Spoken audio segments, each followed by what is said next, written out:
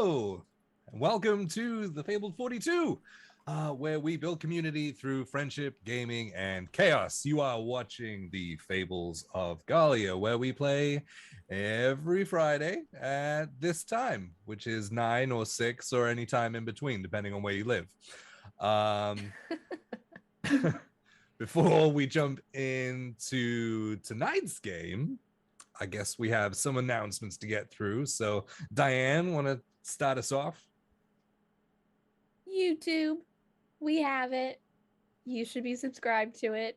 That way you don't miss any drop of any of our videos. This video will go live on Monday at 6 p.m. Pacific. So if you miss any of it, you can check it out there. You can go and check out any of our past videos or any of our other shows, including, but not limited to, Legends of Shao, Fate of Ukador, Duke City Chronicles, all your faves.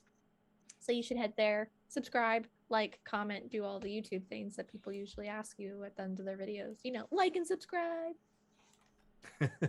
That's it. Paul, what you got? Special thanks to our first sponsor, Critical Dice. Go ahead and enter in !critical in the Twitch chat to enter into the first giveaway of the night. Then after the break, enter !critical again to enter into the second Critical Dice giveaway. !critical dice. Our giveaways are for US and Canada only, excluding Quebec because, you know, Quebec. Help support the channel by clicking the link below. 20% off of all the subscription items. Awesome. Bets. Hey, y'all. So make sure you check out our friends over at Nine Realms Gaming. They hand make all of their products from quality and natural woods to create affordable gaming accessories. And you know I'm going to say it. Look at Jay's beautiful DM screen. So wonderful. And we all have these lovely towers, and mine has a custom moon set on it for the tray. And then don't forget dice vaults to carry your dice in. Keep this with you. You never know when you're going to need a set of dice. Go to ninerealmsgaming.com and you can get 10% off your purchase with the code FABLE42. Awesome. And Brent. And now, let's say a special thank you to our third sponsor of the evening, Griffin Co. Everything that you see that is 3D printed on our streams are from Griffin Co. And you can use promo code Fabled42 for 22% off on all of their items. Yes. Including a commode dice jail. Awesome. And Stacks, bring us home, buddy. Sweet. Our last sponsor today is Underground Oracle. Underground Oracle is known for their unique 5th edition content that you can't find at any other screens. So if you're a dungeon master and you want to spice things up, or just a player and want to try out some new type of subclasses, go give Underground Oracle a follow and see what they have to offer. Oh, and also, don't forget to swing by this Monday for the next episode of Legends of Shao. And maybe. I know Fate's not happening tomorrow, but yeah. Oh. Stick with us. We'll bring you more fun stuff. Yes. Awesome. And now, also a little special announcement as well. For those who didn't know, we will be leaving Fabled 42. We are starting our own channel, Swole Initiative Network. We will remain on Fabled 42 until the last Gahlia show, which will be February 18th. And then we will launch with Legends on February 21st, and all the campaigns are just transferring. They're just moving where they're hosted. They'll all the stories and all the players and everyone are carrying on.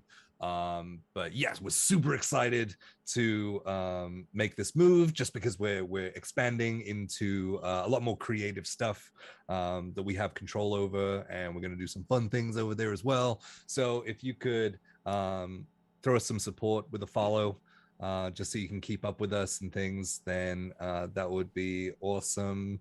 Diane, did I miss anything? No, I don't I think don't so. think so. Yeah, we're excited to continue staying in the community with Fabled 42 and Oh yeah. collaborating on projects in the future, but we're excited to do our own thing as well. Yes. It's gonna be really cool. Yeah. Anyway, with all that being said and done, I think it's time to step into tonight's episode of the Fables of Gahlia. Woo!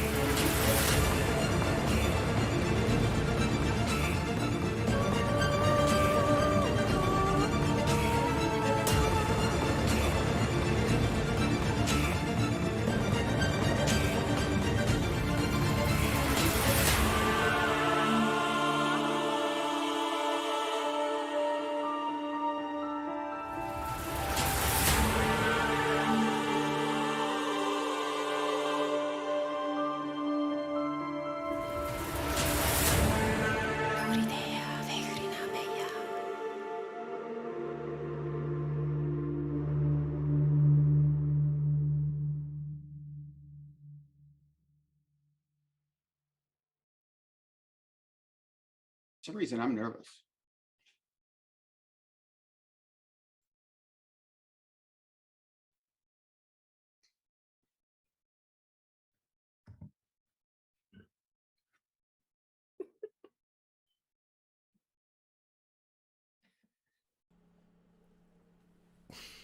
Hey, that was the extended version of the trailer.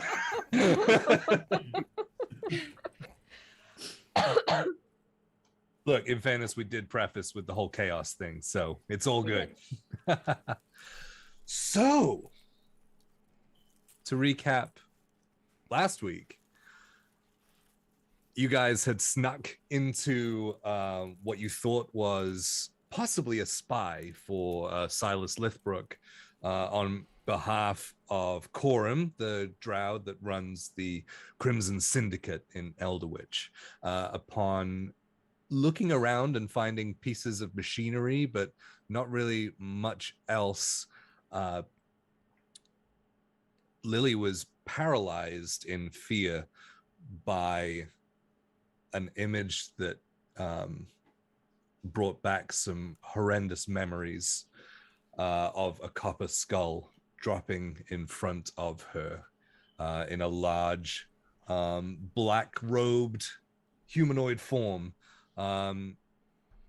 He bamfed into smoke and started shifting around the shadows, eventually erupting into combat, which wasn't long or particularly difficult for you guys to dispatch of him, but upon shattering his mask, everyone could see that it was much like your friend Lost, another Shadar Kai.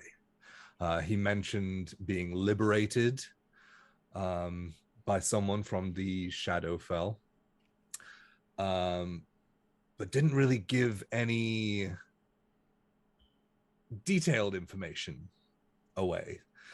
After that, and returning to, you picked up some magical items and found and laid to rest the owner of the house, the gnome tinkerer, returning to Coram to relay that story.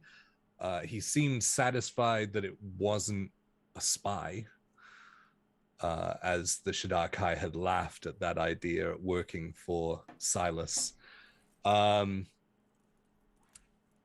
got a promotion at work, so he was given a banner for the Crimson Syndicate, being accepted into the larger group of Thieves Guild within Elderwich. After that, you guys had left up through the tavern in the Wandering Wyvern and were headed, I believe, to the Wheezy Pipes. Yep. To possibly track down Mr. Darcy. Mr. Darcy. So, as you fall out into the street, tavern door closing behind you, what would you like to do? I would like to make a correction. That creature was similar to me, but a lesser man. Literally. Yes. He was part machine and part Shadakai.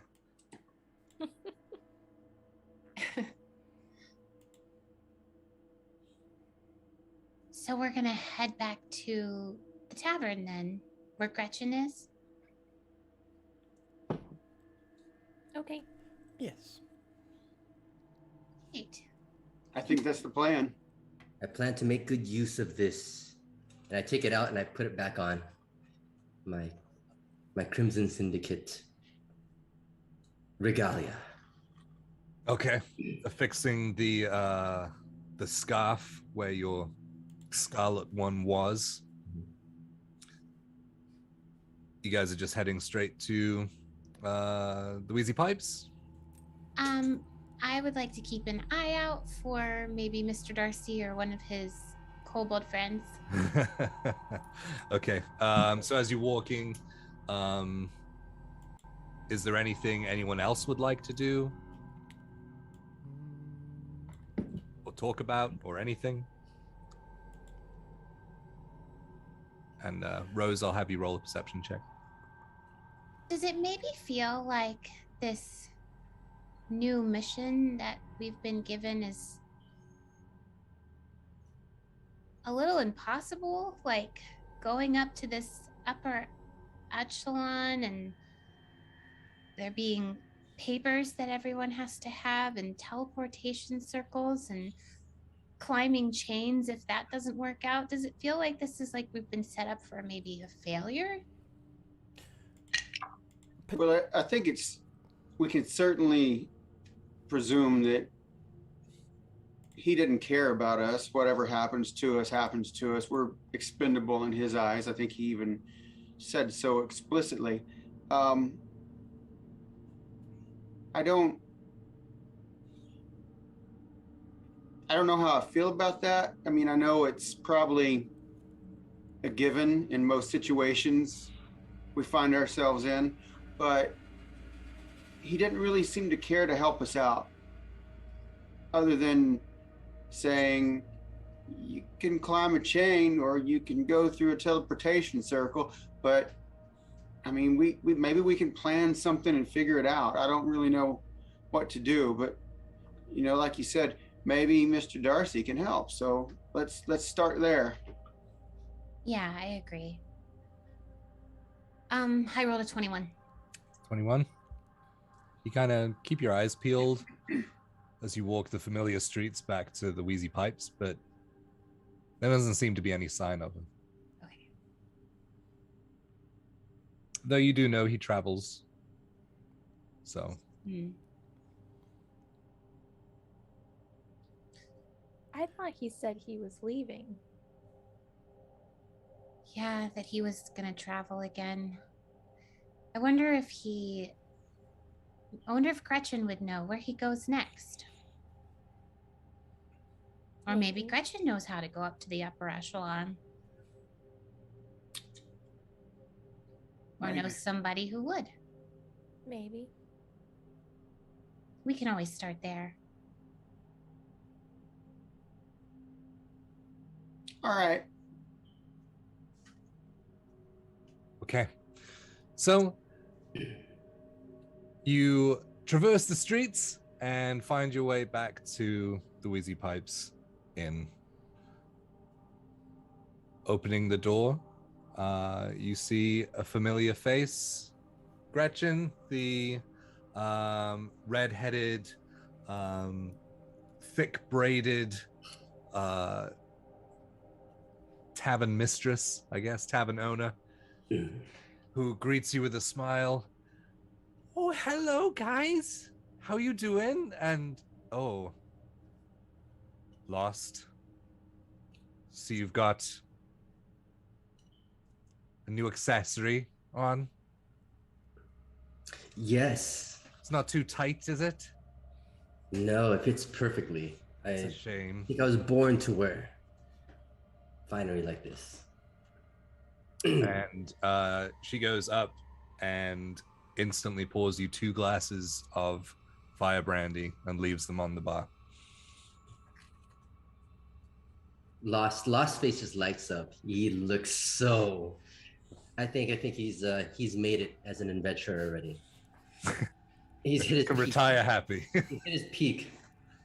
He takes a seat at the bar, throws up his feet on one of the stools next to him, and takes a sip of his whiskey. It tastes much better now. I don't know why. Yes. Well, at least your tab will be taken care of this time. Thank you. Mhm. And I'll take a quick scan of the bar. Yep, go on. Sorry. Who's here? You see the familiar form of a dwarf slumped at the bar, slumped over the counter, head in his arms, crossed over, of David, the dwarf. But other than that, that's the only... It's fairly early in the afternoon. You know, I was thinking we could always go back and, you know, if we can't find out anything here, we can always go back and ask Gisela. Maybe she might know something. That's when we came here and delivered that letter for Fizzlewick. Oh, that's true. Although she does keep to herself and kind of in hiding, I'm not sure if she travels much to the upper echelon, but she may know someone who does. Yeah. You going where? Oh, how do we get up to the upper echelon?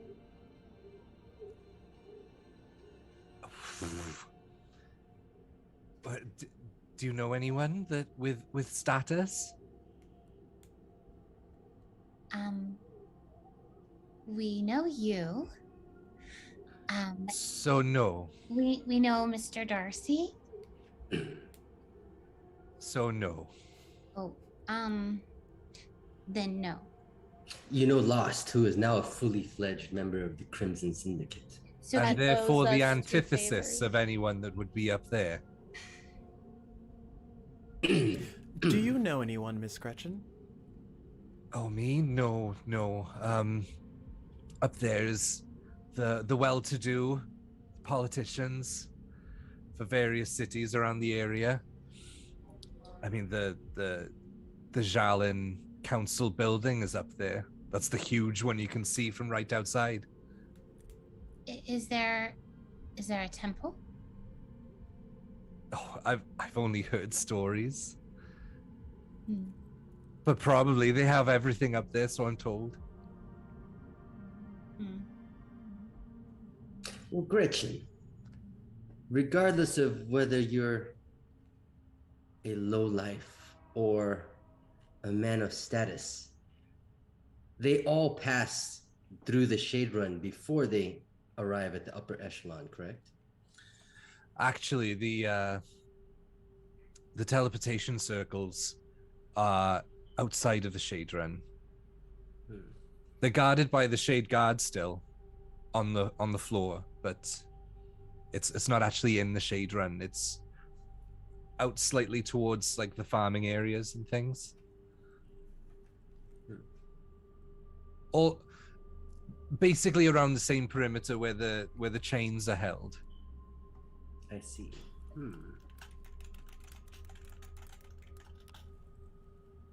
Well, we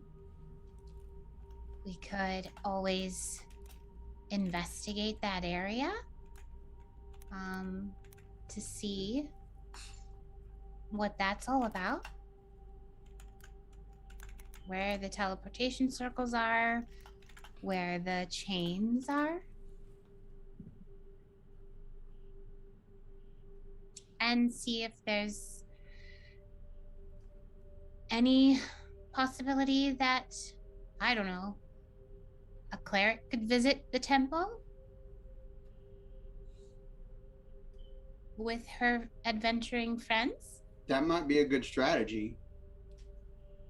I mean, cleric is a cleric, and they're always welcome in their own temples, right? Well, they wouldn't be. I don't assume they would have a temple to Eastus here, but I wouldn't know. Well, why wouldn't they? Well, because we come from the Temple of Eastus. Oh, I just thought there was a temple in all the big cities. Would I know, DM? Would you know if there was one for Eastus there? Yeah. I would say you would know that there wasn't one. Okay.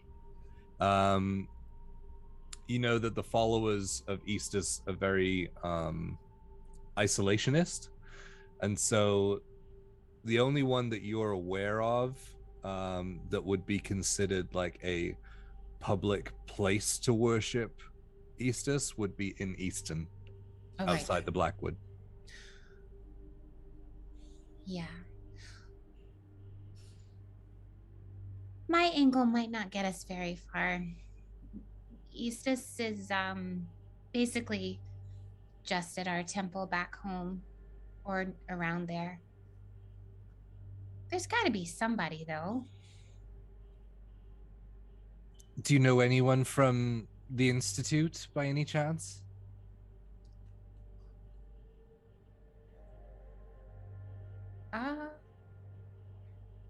No. You look shocked, love. I mean, the Institute of the Arcane. Yeah, I just I'm not sure. Perhaps we can use. I think we might have met someone, but I think he was a really bad person. That sounds about right. What do you know about the Institute? I mean, not much, just what word gets around that, well, you know, it's a place where people enhance their power. There are certain people that will try and do good with it, and there are many others that will succumb to it. Perhaps we can get an audience with the Institute, being that we're in possession of that vial. I don't know. You have what? I don't know if we should be telling everyone about that. If they find out we have it, they probably are going to take it. I didn't hear nothing. Do you Yeah. want some tea? I'm going to boil some tea. And she We just would heads love out. to. And for your own safety, maybe don't ask that question again. She's already gone. Good.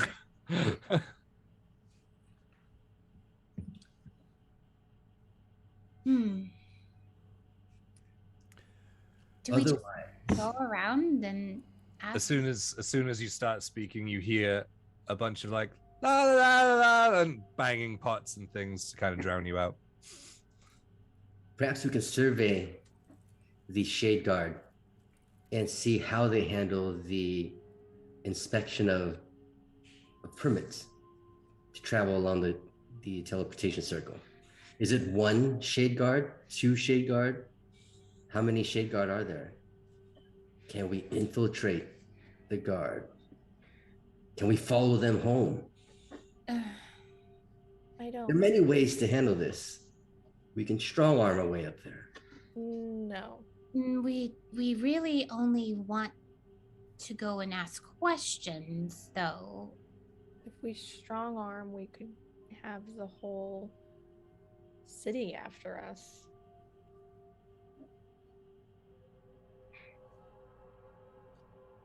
I think we need to talk our way up there or sneak. Yeah, I don't think we want to get on the Shade Guard's bad side because it would make it really difficult for us to, even be here in the city down here. Probably don't want to do that.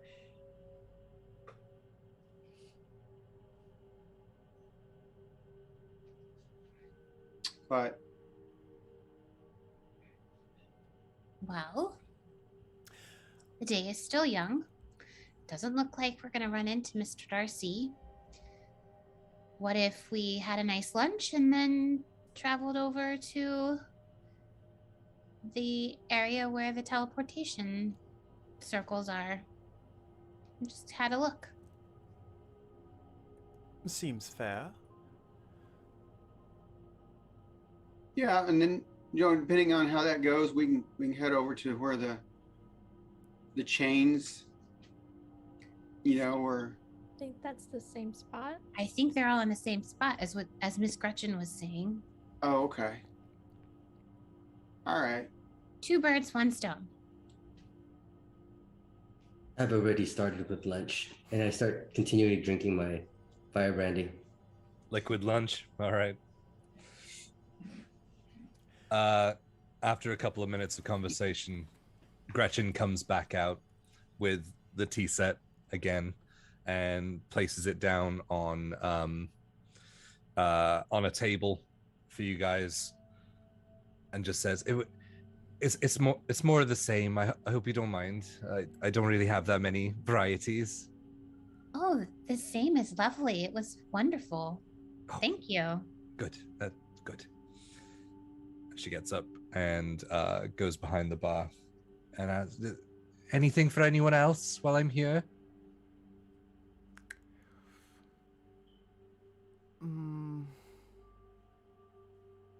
Is there lunch special? There is now. And she hops down and starts to go into the back, and that's when the door boom opens up, and you turn your heads and you see the silhouette that slowly comes to recollection of the silhouette of one Jarek Darcy. And he says, "Gretchen, I thirst for water." Oh, it's you again. Hello. How the devil are you? We're doing pretty good. No offense, young man. None taken currently. We're good. We were looking for you. For me? Yes. And what would you need of me? So we know that you are such a man of high influence and wonderful, beautiful things. And we were looking for a way to the upper echelon. And we thought you must definitely be the one to ask, because you probably go there all the time. Well, even if you don't, you're a really smart person, and so you know so much, and we figured you had to know. I have traveled many places, but the upper echelon is not one that I've been to. Oh. Don't get me wrong, I have tried, but there seems to be a paper-sized gap between myself and the upper echelon. So So they don't know what they're missing, in other words. Have I mentioned how much I like you? Well, and that reminds me, how did my little kobold friends do, when they accompanied you on their travels? I was opposed to it at first, and it was very much a trial basis, but they have come in very handy. A little uncouth, but with some work, they're coming along just fine. Well, I know they're eager to please. So. Well, not quite at first, until I found out that I could just bargain with them with cheese and wood for traps.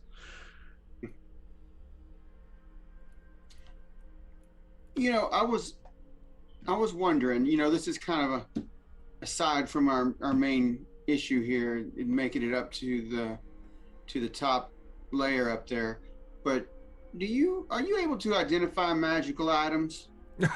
Can I identify? Yes, I can. Would you mind taking a look at a couple of things for me? It depends. Do you have coin with you? No, but Well, we how have much- tea. Tea? Yes. You said you were parched when you first arrived. True, but I was hoping to just get free water. Well, free tea is better than free water, dear. Make a persuasion check. Okay. As he smacks his parched mouth. 22.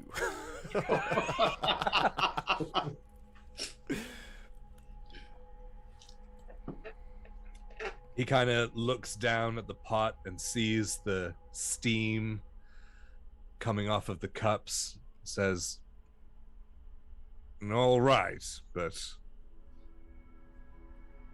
one I will do for free. The others are friends and family discount. Ooh.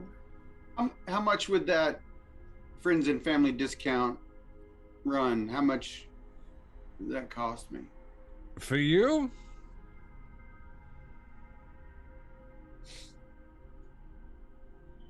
Let me say 50 silver. Okay. So I'm going to pull out the gyroscope.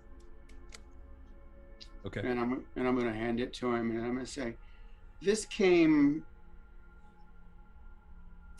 let's say, from maybe it was a power source for someone's, I guess, attachments. Attachments? Well, this individual wasn't all flesh and bone.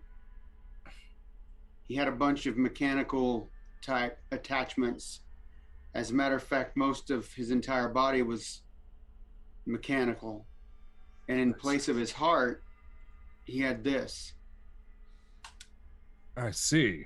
And he places it down and reaches into one of his robes and pulls out a small blue chalk and starts drawing arcane inscriptions around it. And this may take a moment. He's going to ritually cast it, so it's going to take about 10 minutes. All right. As Rhapsody's pouring a cup of tea for Mr. Darcy, how has business been, by the way, Mr. Darcy? And he slides it over to him while he's ritually focusing. He's like, yeah, well, it's been fairly good. I'm very sorry. I do have to concentrate on this. I don't want to lose focus. Oh, but yes, but no. thank you. You can leave that right there. He just sets it down. Starts mumbling to himself.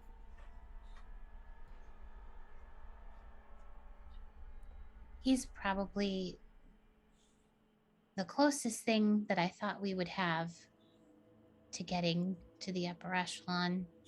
And if he finds it that difficult, we may have to start thinking about. And I kind of turn away from him and make sure it's quiet when I say the chains. Yeah. I'm pretty good at climbing things, though. I just wonder where they're attached up there. Is anyone else starting to suspect that Coram is purposely putting us on task that he himself cannot perform himself?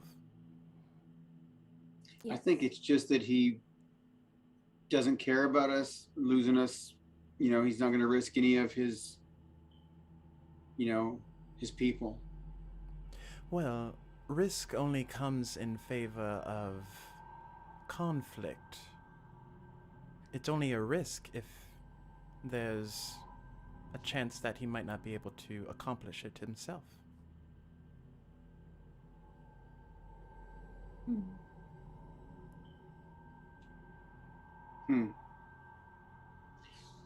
And as you ponder that thought, the spell ends and the blue chalk glyphs settle back down.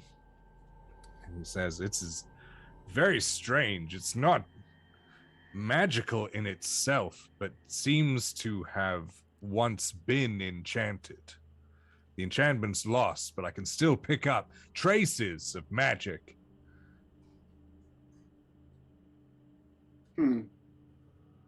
Well, I suppose that makes sense. I mean, when we ended the person who had it. You what? Well, like I said, he wasn't really a person. I don't need to know. No, you don't. But so there's this other thing I have. Excuse me. It's this cloak, this cape. It's got some weird properties to it. I see. And he takes it and opens it up.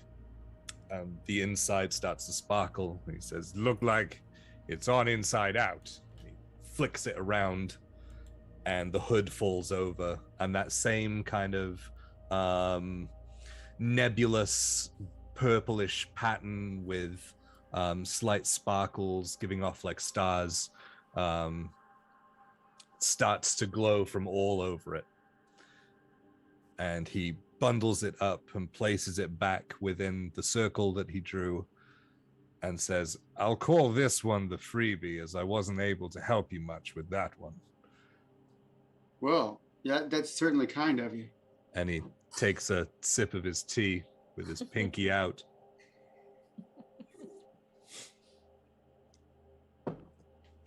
Not actual size.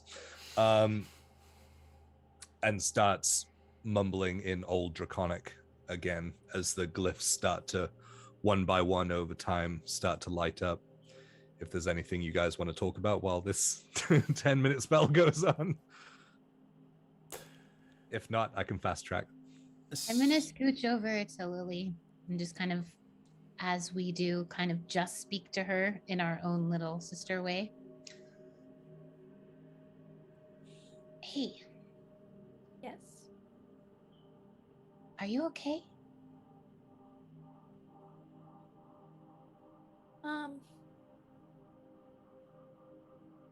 Generally, yes. But no. No, I know. I don't think that was a coincidence. Not at all. Nothing is a coincidence. I don't know how it's connected to this other plane or mechanical people or lost, but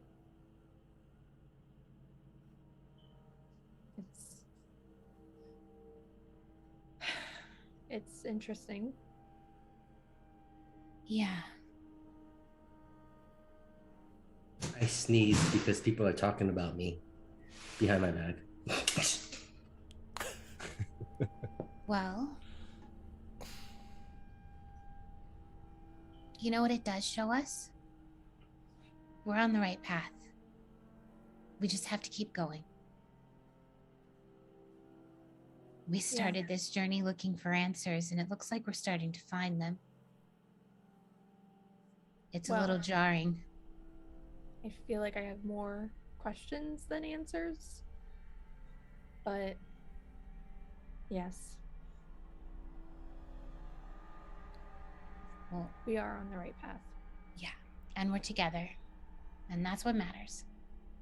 Forever. And so right at that time, the spell comes to a close. All of the glyphs are lit, and they brighten up and then start to die back down again as Jarek pulls his head up and says, well, this is a glamour weave. What does that mean? It means that you can create an illusionary pattern over it while wearing it. Like it can make you look like if I was wearing it, I could make it me look like someone else. Not to that extent. It's more just the overall appearance of the cloak. And so you see how the stars are appearing on it right now. Once you are wearing it, you could change that to flames, or if you wanted butterflies to circle you. It's just a very localized illusion. Is it still a robe, or could it be a dress? It is technically a cloak. Oh, sorry, cloak. So I could make it really dark and blend in the shadows. Yes, and well, no. Yes and no. You could turn it inside out and wear it, and it would be a black cloak, but turning it with the glamour on the outside allows you to create this illusion. Now, as you are creating the illusion, sometimes that's enough to garner some respect. And so if you were trying to convince someone of something, maybe you'd have a little more enchanted luck there. Ooh, so if I was trying to convince, say, the Shade Guard that I'm an important person. Or, any other situation that doesn't have anything to do with the Shade Guard. Yes. Right. If you... Yeah. Yeah. Right. Yes, any situation, including that very specific example that you gave. I don't think it was that specific. It was fairly specific. Kaya's from a different place, so I don't think it was that specific. It just sounded specific. Is your tea getting cold? Oh, yes, thank you. Lost takes off his crimson scarf and hands it over to Darcy and asks him, my good man, can you tell me if that is enchanted? He looks at it and smells it. I think it needs a wash. Is it completely mundane? I mean, it's a fine crimson. And then it's a little too dark for what I would wear myself, but it goes with your whole look. So this presence and the good looks are all natural. Thank you. He grabs the scarf back and puts it back on. Leans back and takes a shot.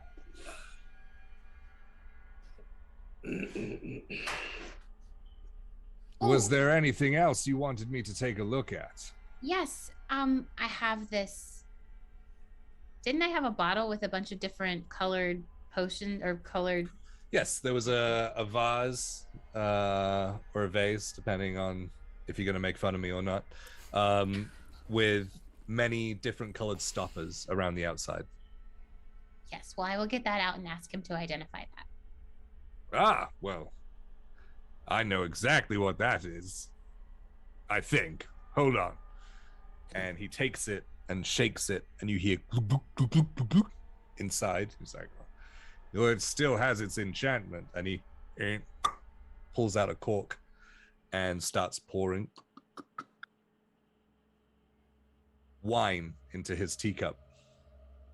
Oh. Perfect.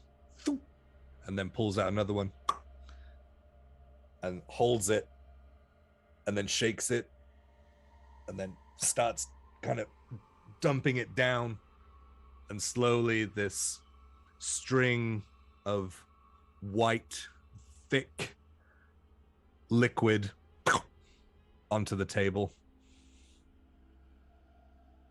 What is that? Taste it. Okay. Go on. And I do. I just. It's the best mayonnaise you've ever tasted. Ooh. Yep. Mayonnaise.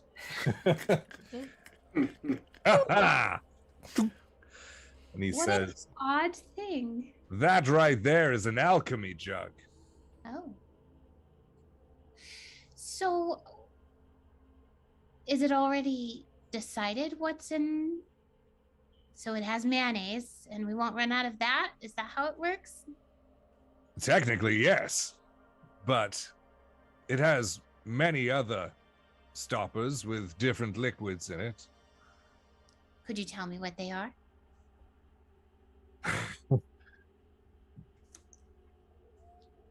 I believe there is water and ale and wine and vinegar, I believe.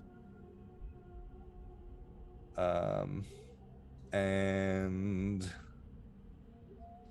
Mayonnaise. pulling it up because there's lots of it. Acid, a basic potion, beer, honey, mayonnaise, oil, vinegar, fresh water, salt water, or wine.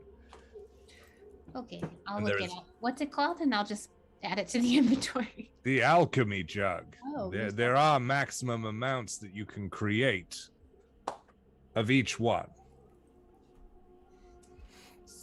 So anybody could do that, or do you have to be special with arcane magic like you? I believe anyone can use it. It's fairly simple, as long as you have the ability to pull corks out. Lost is like, you see his mouth twitching and his eyes twitching, and he almost wants to smile, but he's trying to contain himself. He's keeping his composure. Was that everything? I think so. Marvelous. That will be 50 silver.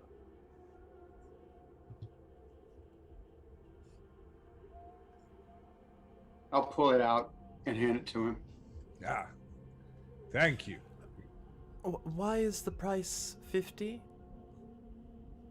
Because that's what I stated when you agreed to it. He did. He did one for free, and then he did one for 50.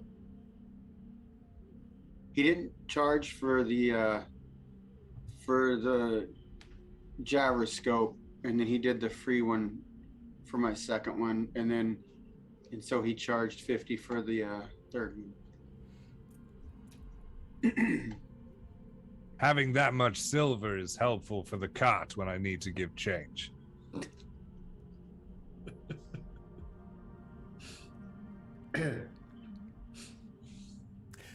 So, since you don't head to the Upper Echelon, I'd imagine there's some type of ward or something to prevent individuals that are invisible or under some other kind of magical influence.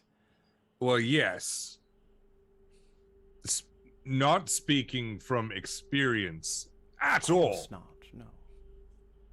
But just per se, if you were to try and use the teleportation circle while invisible, They would not work unless you were in possession of and attuned to the paperwork that is required and gifted and signed off on.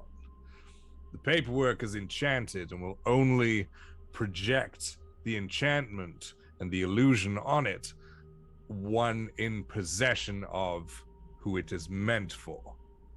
But aren't you someone who can enchant items? Yes, but not to that level. Oh. It's a very complicated illusion. Do you know anybody who could?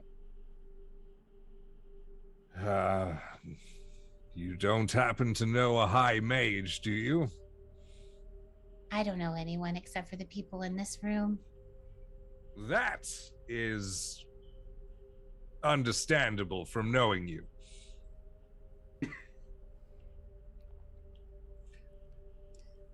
Well. I'm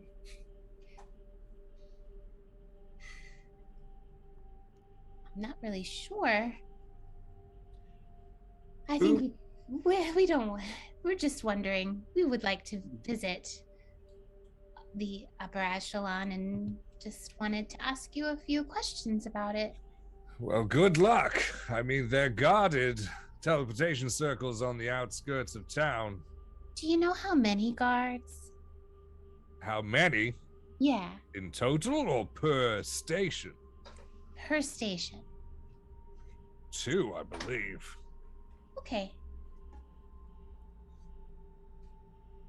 Just a random question. Just wondering how much of a fortress this really is. Yes. Well, thank you for the tea. I think I need to distance myself from yourself. And he stands up and starts wiping the chalk off the table just as Gretchen comes out and says, Jarek, again? Stop drawing on my tables. You know how long it takes to get the chalk out? And he's like, I didn't do anything. It was these folk. And he twirls his cape and just takes off through the door. DM. Ta-ta! I think you scared him, Rose. Would mending on her table take the chalk off? I would say you'd need something like prestidigitation I don't have that. for a cleaning type cantrip. Okay.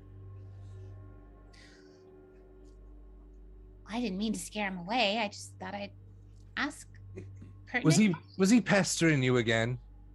No. No, he was very helpful. Also, Rhapsody, love, I have stew. Stew's perfectly fine. Oh, good. Good. I love stew. It's a good hearty meal. All right, so Roz is always everyone. eating. And Gloss is sitting here wondering, what's he look like underneath all those voluminous satins? Ooh. Is he like this skinny guy that just scarfs food and never gains weight, or is he like a hefty monk? No, I'm so curious. That will be the big reveal. That's Rhapsody's arc. Is everyone want a bowl?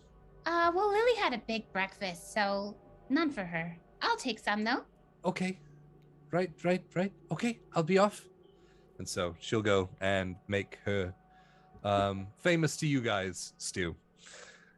Well, there are only 2 guards guarding each station. That should be. But the teleportation circle doesn't work without the papers.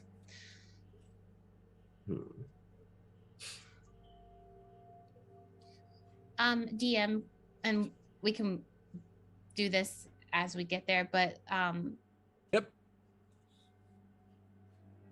how high up is it? Is it like stories and stories above? Is it like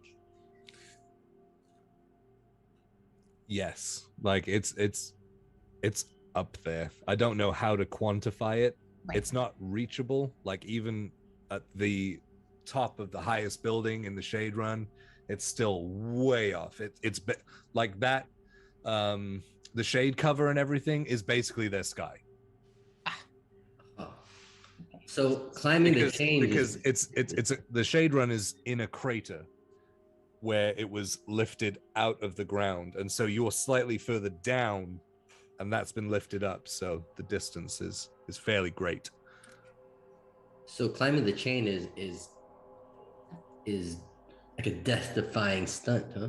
They're gigantic chains. Like each link Uh-huh. is like 10 to 15 feet long. Ugh. Okay.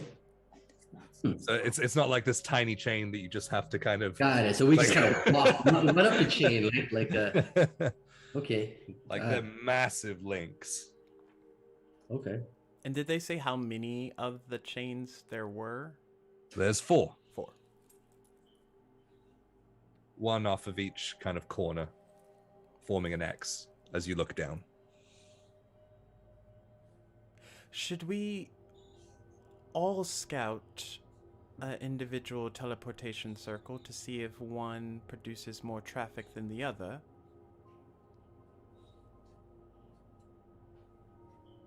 Sure. So the chains are guarded by the same 2 guards at the teleportation circle? I mean, are they like right there in the same room, or how's that work? Gretchen now comes out with a couple of bowls and starts placing them down in front of you and says, "Oh no, right, none for you, Lily," and then passes them around everyone. Were you asking about the guards on the chains? Yeah. Technically, the teleportation circle is right next to where the chains actually are inserted into the ground, so the same guards are right there. But why are you asking about the chains? Well, we were I'm just just wondering curious. how it all worked. We're, being from out of town, I've never seen a city float above another city. It's a curiosity. Yeah, it's the only one in the land.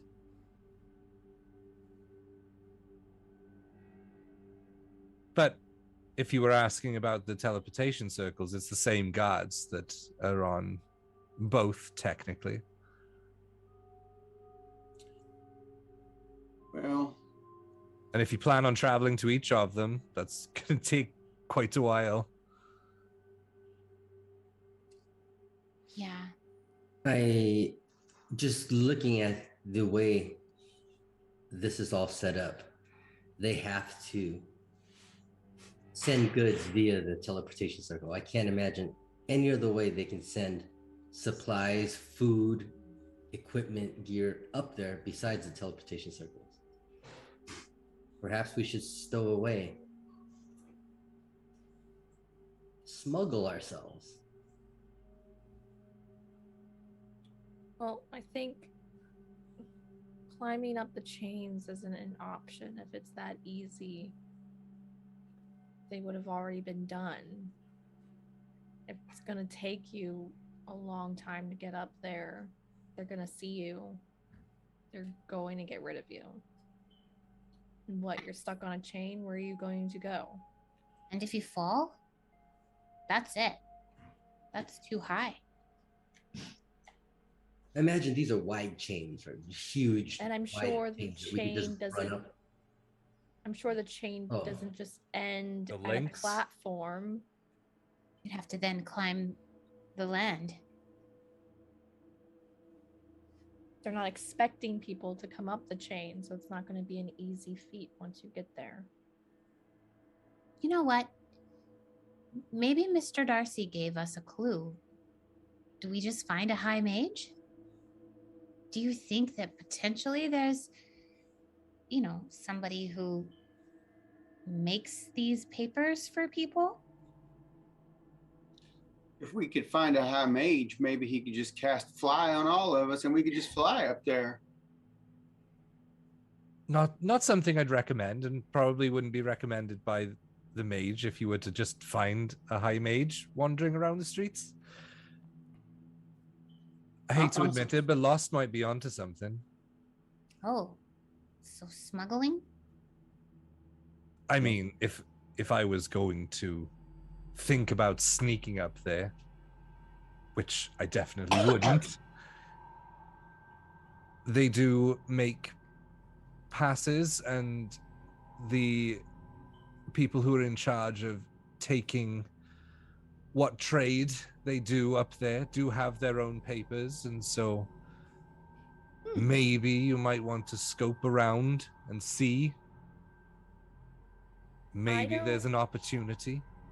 Know how teleportation circles work, but would it work for us if we don't hold a paper?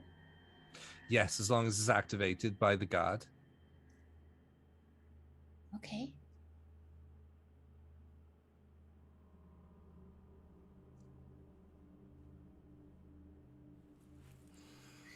Gretchen, would you know any of the shop owners or people who maybe deal with the upper echelon that maybe bring them supplies or trade? Would you know any of them? It's a good thought, but I really don't know anyone that goes up there. Okay. They don't tend to mix with us, even the people that drive the stuff up there. Okay. I'm sorry. No, you're fine. You've been so helpful. Thank you so much. No, more than welcome, girls. Like I said, maybe you want to take a look and see. Yeah, maybe we'll just scope it out. But when you don't go there, be careful. Well, I think it would be best if we could find, a legal way of doing so, or being invited or something like that. Precisely. Yep. And as far as you're concerned, that's exactly what we're going to do. I am concerned. It's decided then. Well, nothing's decided. Do I need to do you up rooms, or are you heading out after your food? It's just the afternoon, right? Yeah. Oh. It might be nice to have a room to come back to after we do a little bit of exploring.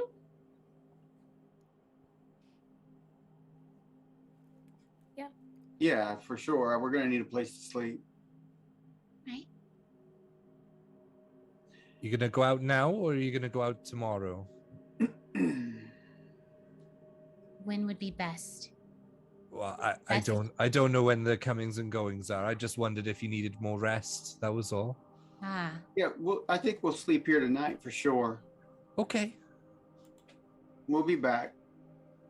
Yeah, speaking of things of resting, our previous engagements have made me very tired.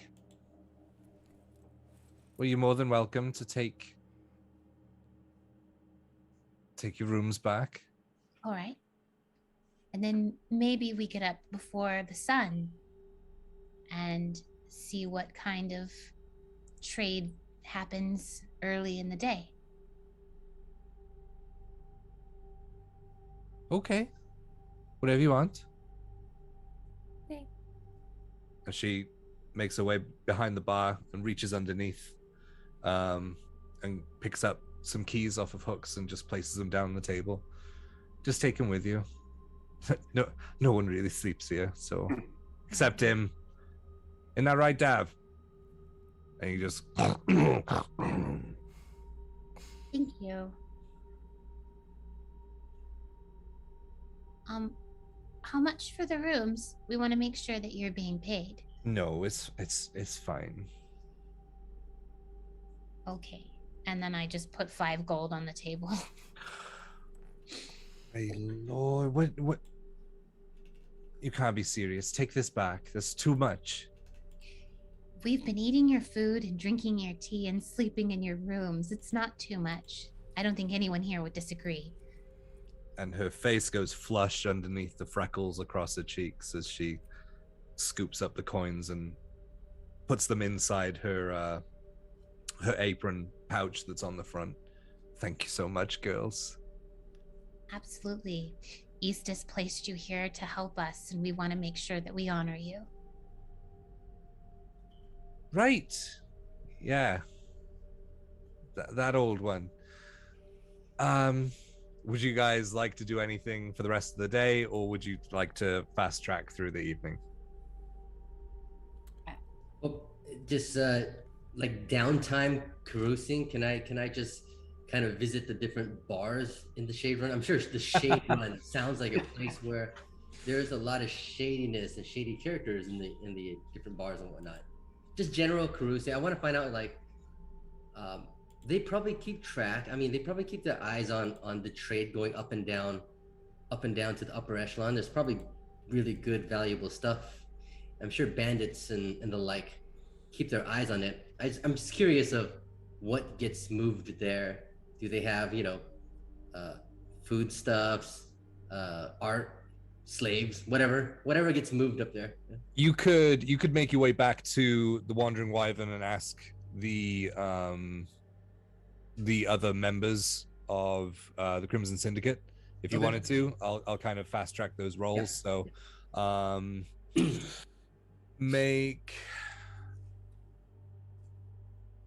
I'll say there's plenty there, and they'll speak to you freely because of your new position there. And so I would say make a persuasion check, but with advantage. Persuasion. Definitely not my best.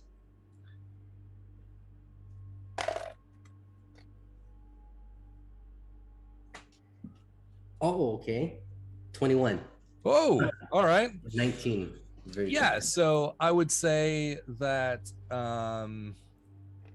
you, through asking around a couple of different people, the information you gather is that the people who are in charge of moving trade pieces, whether it be fruit that isn't grown or vegetables that isn't grown up there, or moving items and things like that, they are under the employ of the Elderwich government, basically. And so they are kind of sub-noble. Okay. They do reside up there. They have their own like trade papers that are assigned to them, the same as if you were invited or had some done the same. But you don't really find out about a pattern. And what you can gather from what everyone has told you is that it's kept fairly randomized in order for patterns to not be picked up. And so they would say that if you wanted to find someone, it's best to find somewhere out of sight where you can monitor. Got it. But you'd have to act fast. Now, the thing about wealthy people is that wealthy people have a lot of money and eccentric tastes. How do illegal stuff get up to the upper echelon? I'm sure those people, those snobs up there, want things that they can't procure up there easily. There has to be some kind of smuggling of illegal goods. Nothing by the Crimson Syndicate, and keeping that role, they would say that it would be any trusted help within the houses, or potential bribing of the Shade Guard. Bribing the Shade Guard.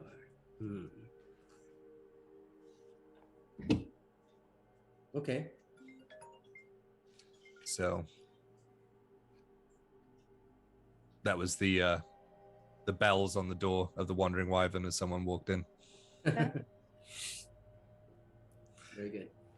Yeah, so that's what you managed to find out. So was there anything else anyone else wanted to do before we kind of fast track through your evening's rest? Roz would have probably stopped at Kaya's door and told him that he was going to go for a walk. And he would have just walked to, like, I don't know, the southeast area, just where he can see where the chains kind of come down to see if there's any strange stuff or stuff that they might look for in the morning, just to give them kind of a heads up. But he's not looking to, like, talk to anybody or, you know, interact. Okay. If and Kaya, I wouldn't have allowed him to go by himself. I would have insisted on going with him. Yeah. Okay. So, you guys. So, it depends how far you want to go out, because it's like it's a fair walk, maybe half an hour, like just out to get onto the outside of the shade run, or you could potentially go to a rooftop and kind of see over, although it would be from further away. So Okay. it's up to you. What those are your two options to do. But you have the evening, so. And there's nothing against, like, going out of the city and coming back into the city from what we... Okay. Nope.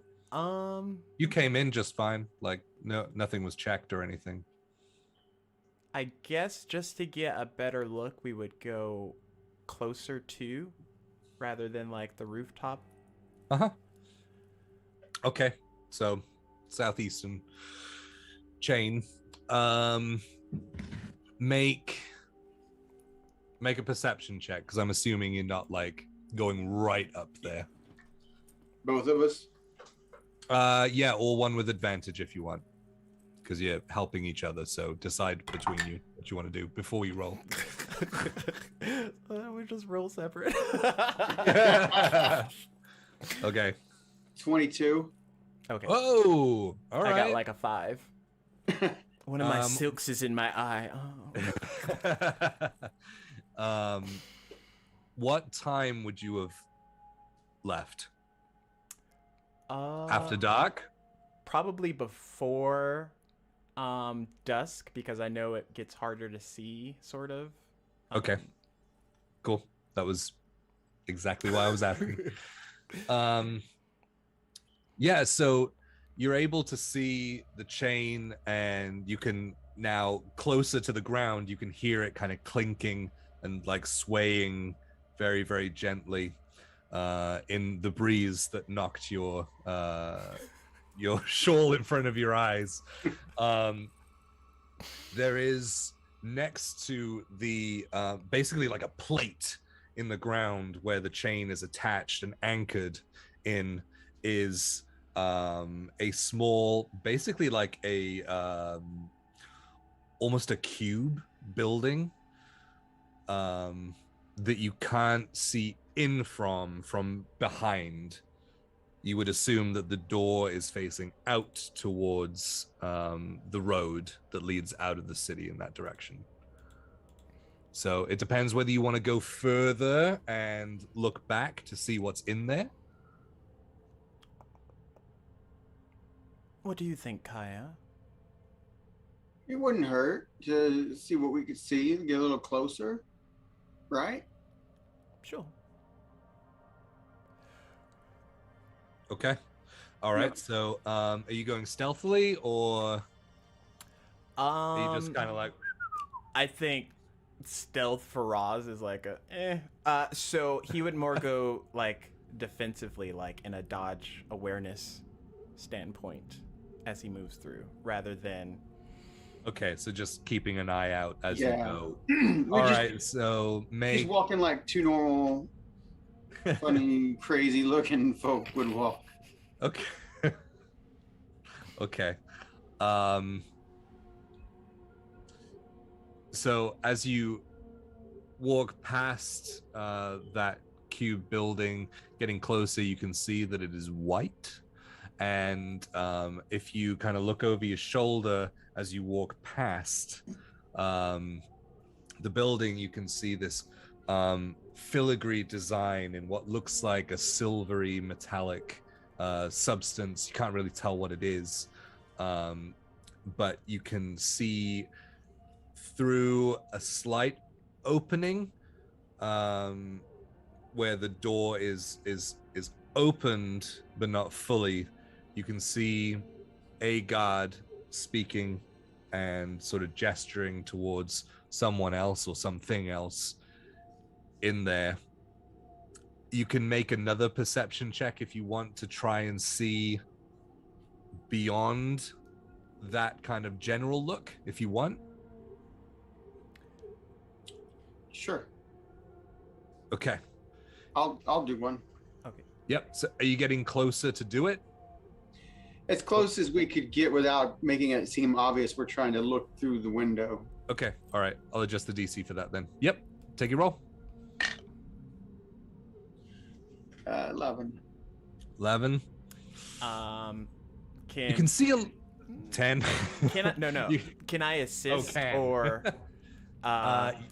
Is that like a we both have go to on? Sort go of? on. I'll allow it this time. But yeah, Okay. if you want to help in future, say it before the roll. Open wider. So you can. But I didn't Let me roll try yet, again. so I can roll if you want me to roll just flat. Go ahead and roll. Roll. Okay. Yep. No, it's in that one. All that. There's so much fabric. As you turn, you don't realize that that's exactly the direction of the wind, and so it just blows up one of your billowing silks, and it just flaps in your face, and you kind of have to bat it down. And in that moment of distraction, you kind of lose your opportunity to see through. And then Kaya, with the movement and gesturing through that small gap, that's all you're able to make out. All right. Well, I suppose. I guess we should just head on back. I don't know what else we're gonna get from here, unless you've got any other ideas. None that I can think of, but and this other guard that's talking to someone is just like an extra besides the two. You can only see one. Okay. I guess that's the best we're going to get for now. At least we'll know how to better approach it as a group. Yeah. For sure, I agree with that. Okay. So you guys go back to the inn. Yes? Yep. Sweet. All right. If no one else wants to do anything else, you guys can take your long rests.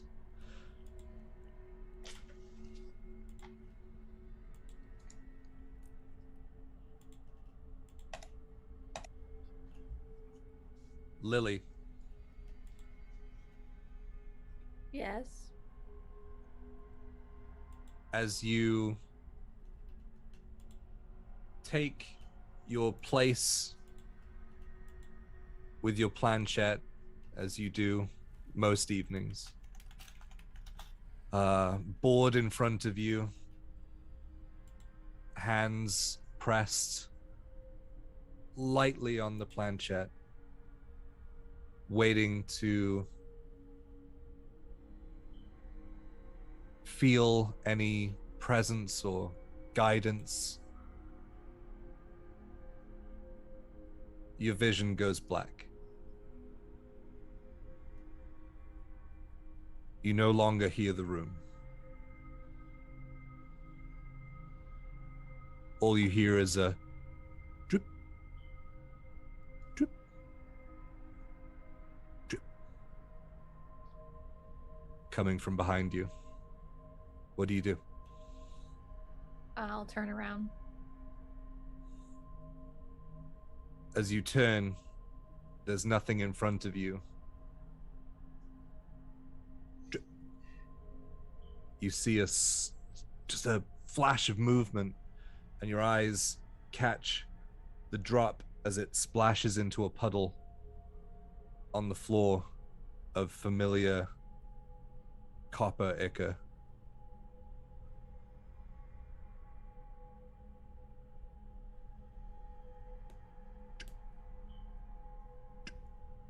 Are the drips moving?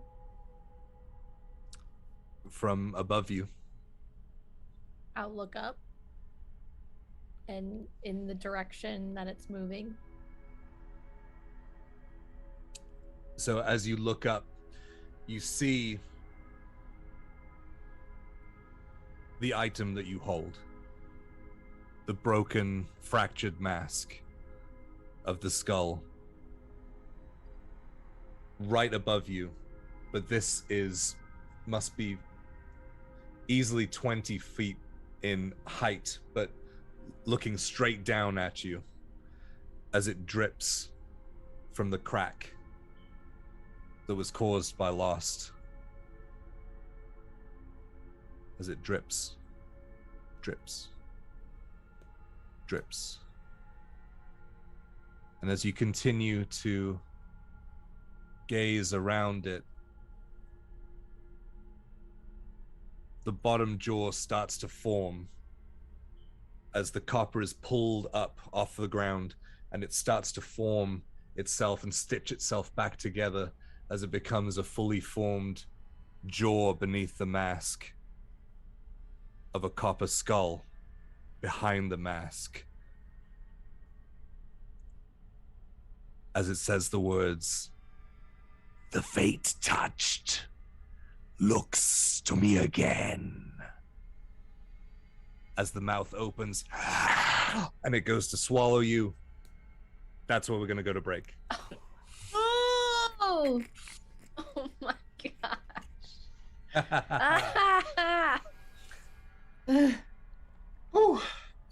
Last minute entries for the first giveaway of a set of critical dice. Exclamation point critical in the chat. We will announce the first winner when we come back.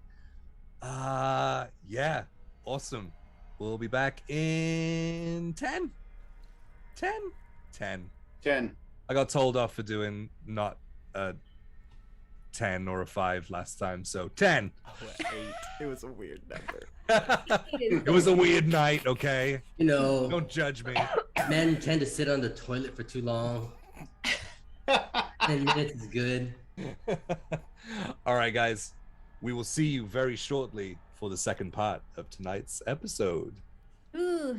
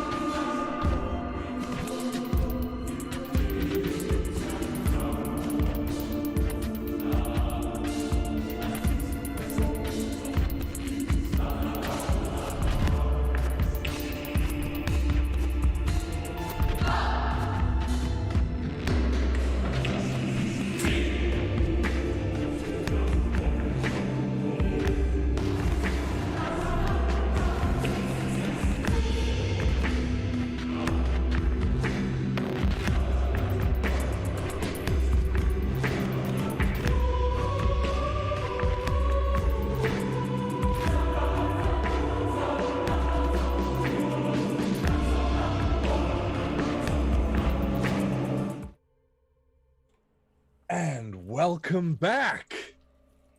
Crashes to ashes. You winned. Or crashes to ashes, however you pronounce it. you get a set of dice. That's pretty awesome. Heck, why don't you jump into our Discord and message me at Swole Initiative, and I will work on getting you a set of dice sent out to you where you live. I've started turning into Bane. We the people.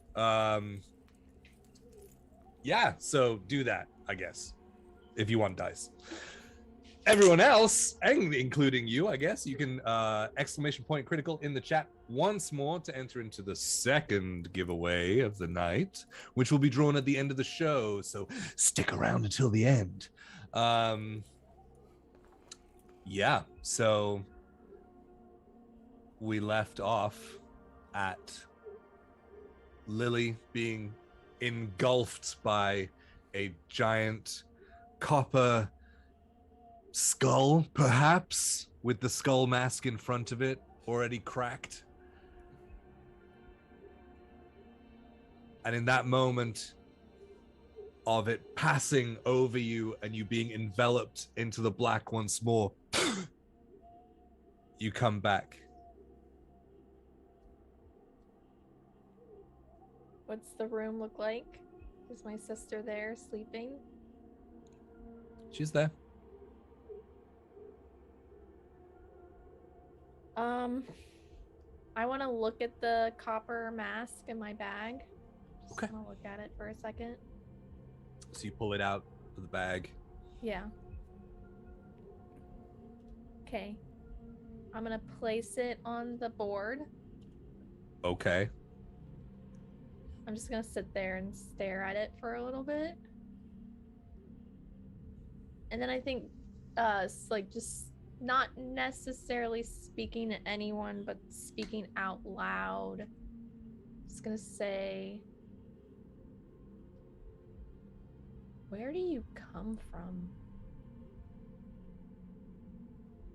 While I just continue to sit there and look at it and contemplate.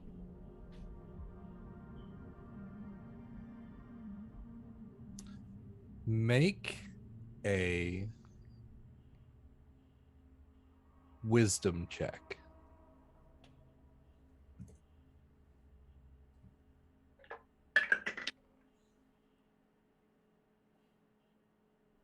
$11. You sit there for a minute, 2 minutes, 5, 10. You're not feeling any energy drawing the planchette in any one direction. You're not sure if it's that there's no one there that knows, that doesn't know, or whether there are just no spirits around at this time. But Okay. after the 10th minute, you feel fairly confident that you're not going to receive that answer. Leaving the board, planchette, and the mask there on the ground in the room, I'm just gonna go lay down in the bed next to my sister until she wakes up. Okay. Yep. Just kidding. All right. And so as those thoughts carry over in your mind, everyone else, morning comes. What would you like to do? If you don't have anything to do, you just want to fast track getting breakfast and then heading out and getting on course, you could do that however you want to do it. I think as soon as my sister starts to stir, I'll tell her about my dream/vision and like point at the board and the mask in the room. Just tell her about what happened. Okay. So that's relayed to you, Rose.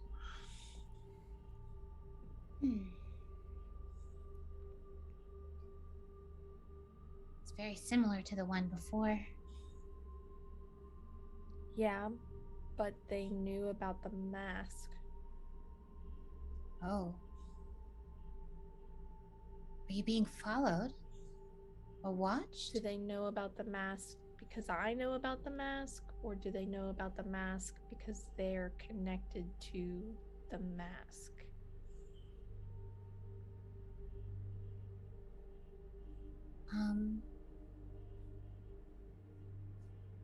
Can I see the mask? And I'll just like reach for it. Yeah, it's on the board on the floor next to the planchette. I'm gonna go pick it up. Okay. I am going to cast I gotta make sure I have this one. Sorry.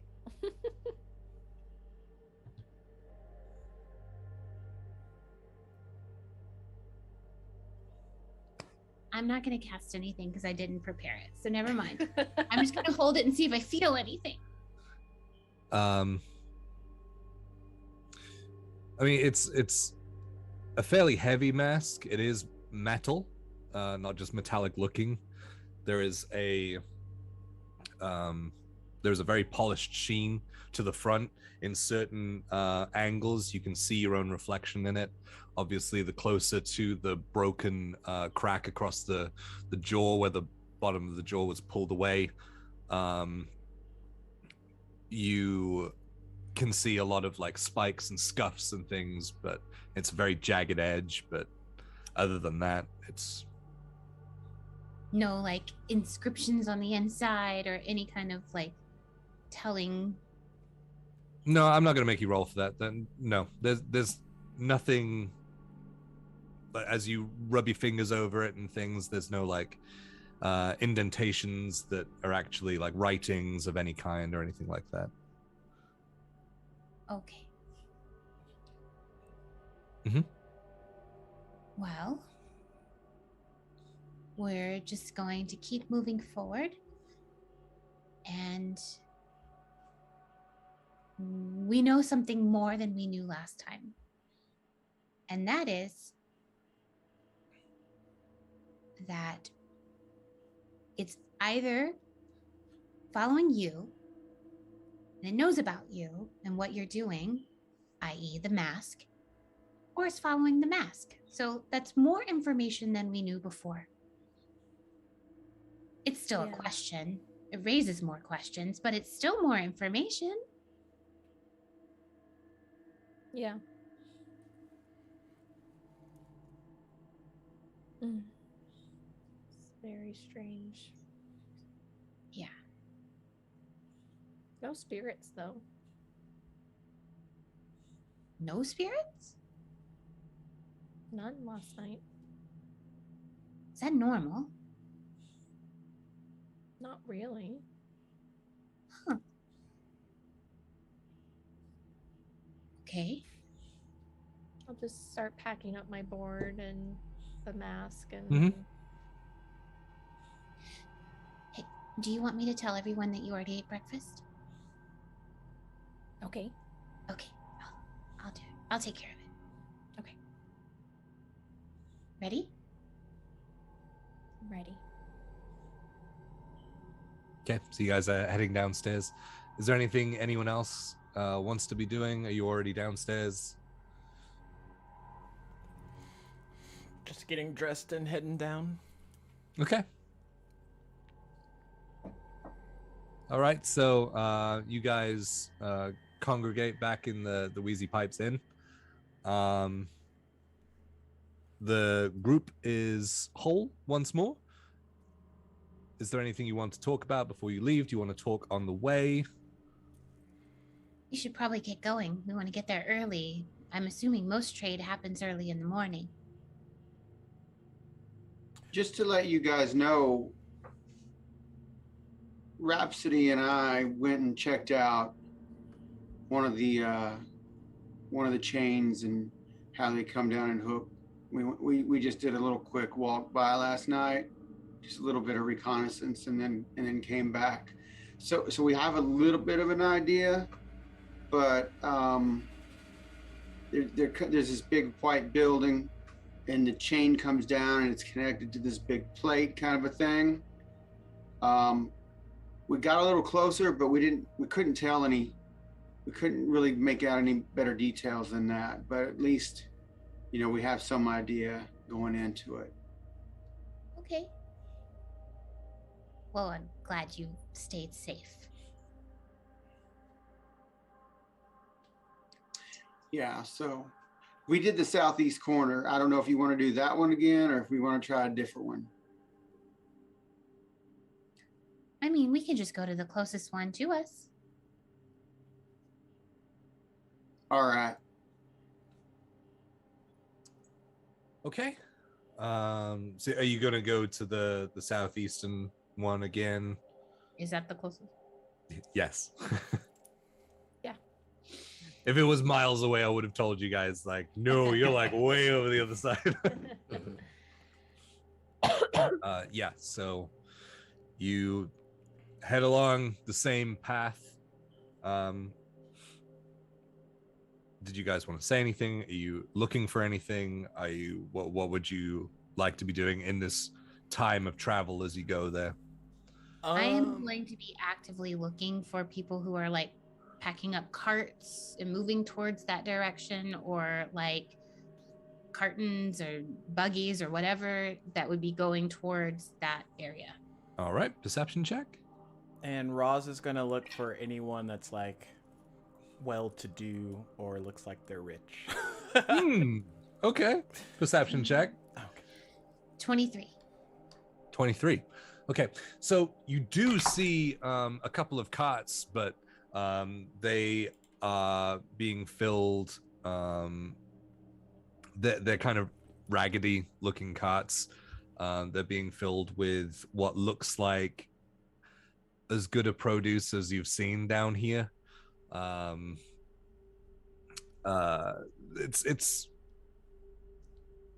It's busy for this time of day. And you can see people setting up stalls down the streetway a little bit further down. And so kind of putting two and two together. It looks like they're putting together a small marketplace in the Shade Run, but there's no one that looks like they're heading in that direction. They're going further in. And Rhapsody? Unnatural 20 for perception on that. Whoa! Yeah, making up for last night. Yeah. Okay. So No learning win your lesson. today. Learning your lesson, you pull your veil away from your face. And you see everything. No. Looking for well-to-do people, you don't see anything inside the Shade Run. Like you know what well-dressed is, and you know what money looks like, and you don't see anything of that nature within the Shade Run.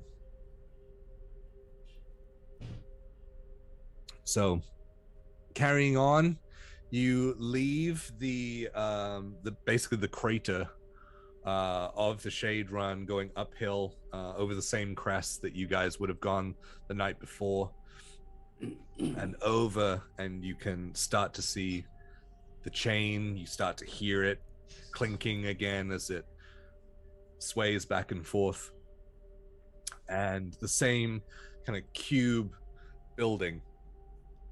Excuse me, I'm sorry. The same cube building that you saw the night before.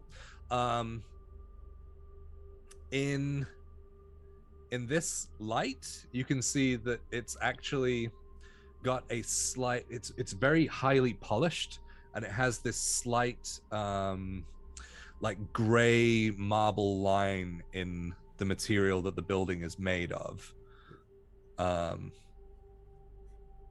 I would say that, and with that roll, Rhapsody, looking for things of money, in this light now, you see that and you're like, oh, that's like a solid gemstone. It's completely opaque, but it is highly polished, and for all intents and purposes, it's basically marble. Definitely didn't see that last night. And he'll like So point it out. It's maybe 30 feet. You're at the back side of it. You guys can now see the giant plate that has the anchor attached to it that is hooked in with the chain. What would you guys like to do from here? Is there heavy traffic at this time for the teleportation circles? Make a perception check. Have we actually seen the teleportation circles themselves? Are you asking me or are you asking your party? 4. No, I'm asking the DM. 4. You don't see anyone moving from here. Asking me, you guys wouldn't have seen it. It is inside this building. Okay. So that's what we could kind of assume, that that's what this fancy building is. Yeah, and if the guys relayed back to you that they saw the guard inside.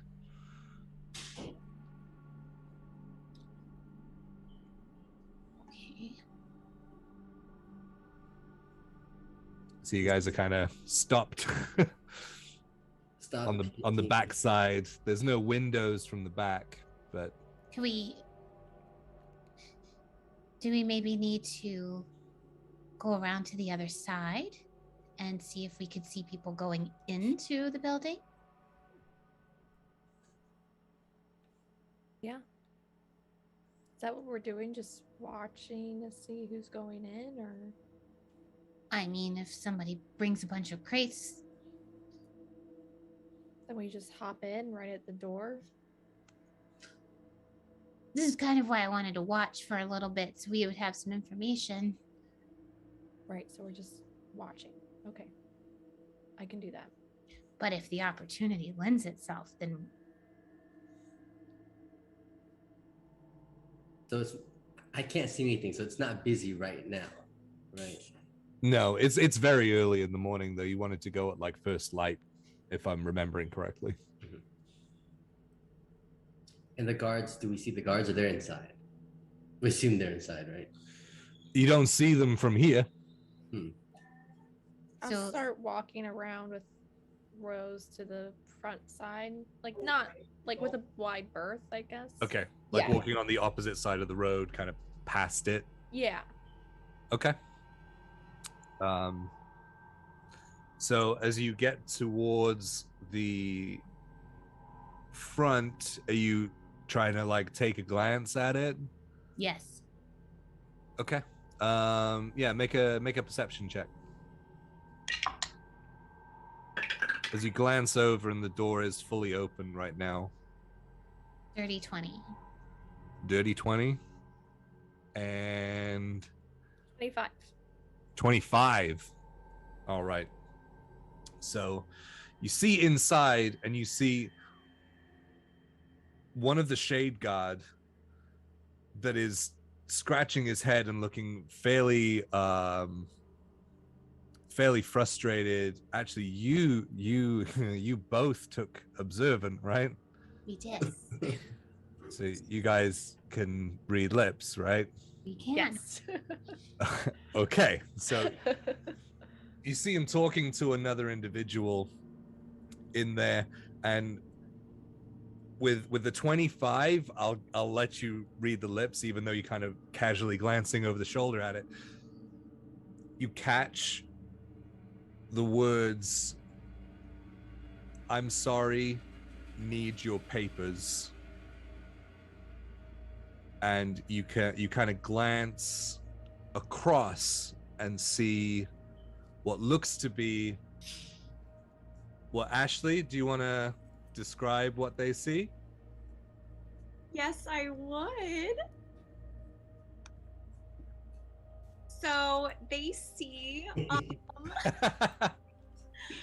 a young half-elf woman.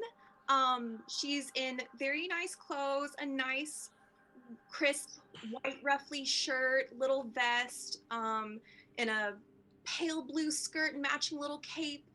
She has long blonde hair fixed with a little satin bow.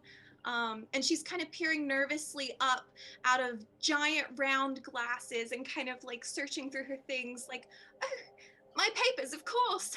I have them somewhere. Oh, yeah, I'm sorry, Mom, but if you want into the upper echelon, you gotta have your papers. Here they are. I knew I had them. They gave them to me at the institute. They told me, take these to the top. This is what you need, right?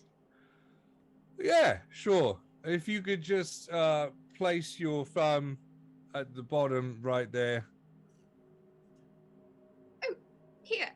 All right. Yes. And sisters, what are you doing? As I see this, I like stop for a moment and just like subtly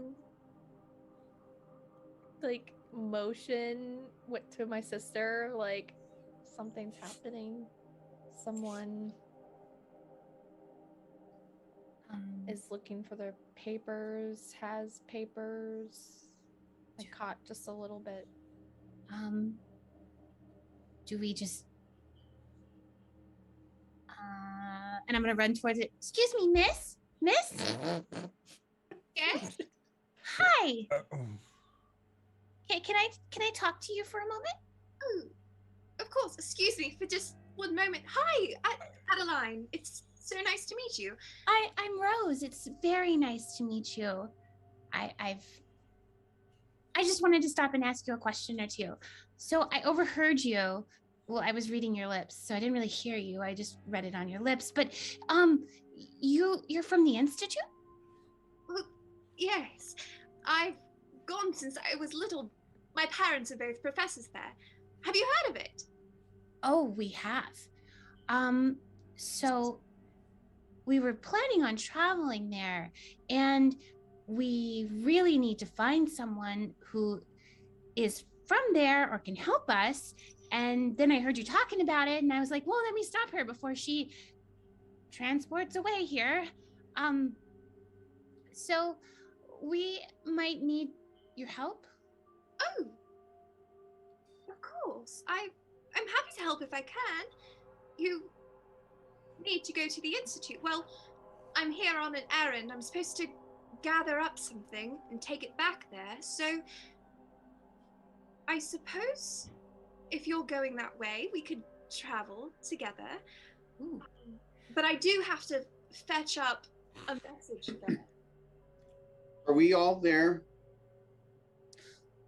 Would it be possible for my sister and I and our 3 friends? Oh, hello. She'll wave in Lily's direction. Yeah, you see them about probably like 50 feet from where I you would are. have followed. I would have followed Lily's Rose right when there. she ran away from me, but Sure. Adeline Beaumont. So nice to meet you. Lily, I very stiff hand. Lily. Anyway, would it be possible for us to join you up the upper echelon here? We wanted to see it. Never seen it before. You were on your way up as well. Yes. Yeah, but there seems to be some papers or something, and I'm not really familiar with this area, so We haven't received our papers yet. no, we don't have them. Lost in the We haven't received them yet. Gosh, I hate when that happens. I don't see a problem with it. Can Adeline use her kind of innate abilities to kind of sense, like, I mean, I think she's naive enough that she's just like, cool, but I mean, these strangers have just come up to her and she's kind of, I don't know, like, I don't know if it would be insight or if I can use kind of her abilities to kind of sense a deeper intention with them. Okay. So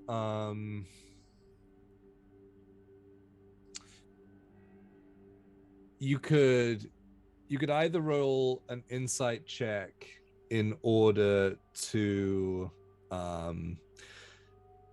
just determine innately, like with your own wisdom, as to whether they have ulterior motive, or I would say to gain that much information, you would need to delve.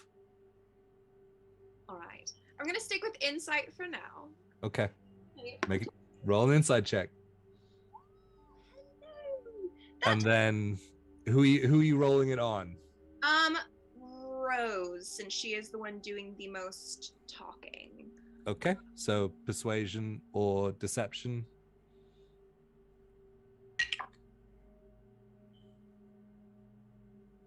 My persuasion is 22. Okay, well, I got an 18. She seems super genuine. It's so nice. It's so rare that people are nice to me. I'm just soaking it all up. Well, you seem like a very nice person, so. Thank you. Of course, I would be happy to take the two of you up with me. Just while I'm on that quick little errand, and then we can kind of go from there. There's three more. There's 3 more. Would it be okay if we all came? Because we kind of travel together. My, you have a lot of friends. We do. I don't see a problem with it as long as the very stern fellow inside doesn't. I don't think it's much of a problem. Okay. Hello. And are the rest of the people kind of like around the corner? Hello. Adeline Beaumont, it's so nice to meet you. Nice to to every meet single you. one of them. I'm Kaya. Nice to meet you. My, your hands are scaly. How fun is that? Yeah, I guess so. I'm Rhapsody. You can call me Roz for short. Well, Adeline Beaumont, so good to meet you. You may call me Adeline. And I'm Lostaroth. My friends call me Lost. Well, You may shall call we- me Lostaroth. I will endeavor to do the same. Lost is putting his weapons away because he saw the two party members just kind of disappear, and he actually was priming up for trouble. Now they say, yeah. He's just okay. So, how does this work? I've never been in one of these before. You see, this paper was issued by the Institute and has my name and my family's name, the Beaumonts, of course. Are you familiar? No, but I'm not familiar with a lot of things, so that doesn't mean anything. But no, I suppose I have to be holding this to go up, but they didn't say anything about guest, and I'm happy to speak on your behalf. What business is it exactly that you have up above? Did you say you were going up there on an errand? Maybe we could assist you, and maybe if you have to get something, we can help carry it, or you know. That is very kind of you. It won't be heavy what I'm retrieving, but perhaps having more in the party with me could help me with a little side errand of my own. I can explain more once we're upstairs. How good are you guys at kind of, causing a bit of a distraction? Oh, very, very, very good at that. Yes. You know that I think we could probably handle that. You seem like Lost is gonna take off his Crimson Syndicate scarf first, and he says, "Well, someone in your station must travel in the company of a personal guard, right?" Well, I've never had the honor before, but I would be quite chuffed to have you fill in for that duty. Well, I That's believe we can provide a distraction. Fantastic. I can't really say more now, but if it comes to it, then perhaps this could be mutually beneficial for the two of us. Well, the 6 of us. Yep. There's 6 of us now. Okay. Yeah, we'll follow your lead. All right. Guardsman, I am fortunately, the rest of my guard have arrived. These lovely folks are with me, and we'll all be going up now. Thank you. So I'm assuming you've gathered the party and walked back towards the building. Okay, so the one that you were talking to is stood there and says, "Well, this seems very odd. What with, they're not being God, and then they're all of a sudden being God." Well, you know how hard it is to find good help. They arrived a bit late. That's all. But shouldn't they have been guarding you the whole time? Well, that's what the contract says, but as I said, they're here now, though, and so we'd like to go on our way up, please, and thank you. I don't know. What do you think, Derek? And the other guard that is further in, sort of behind where the door was open that you couldn't see before, is a little taller.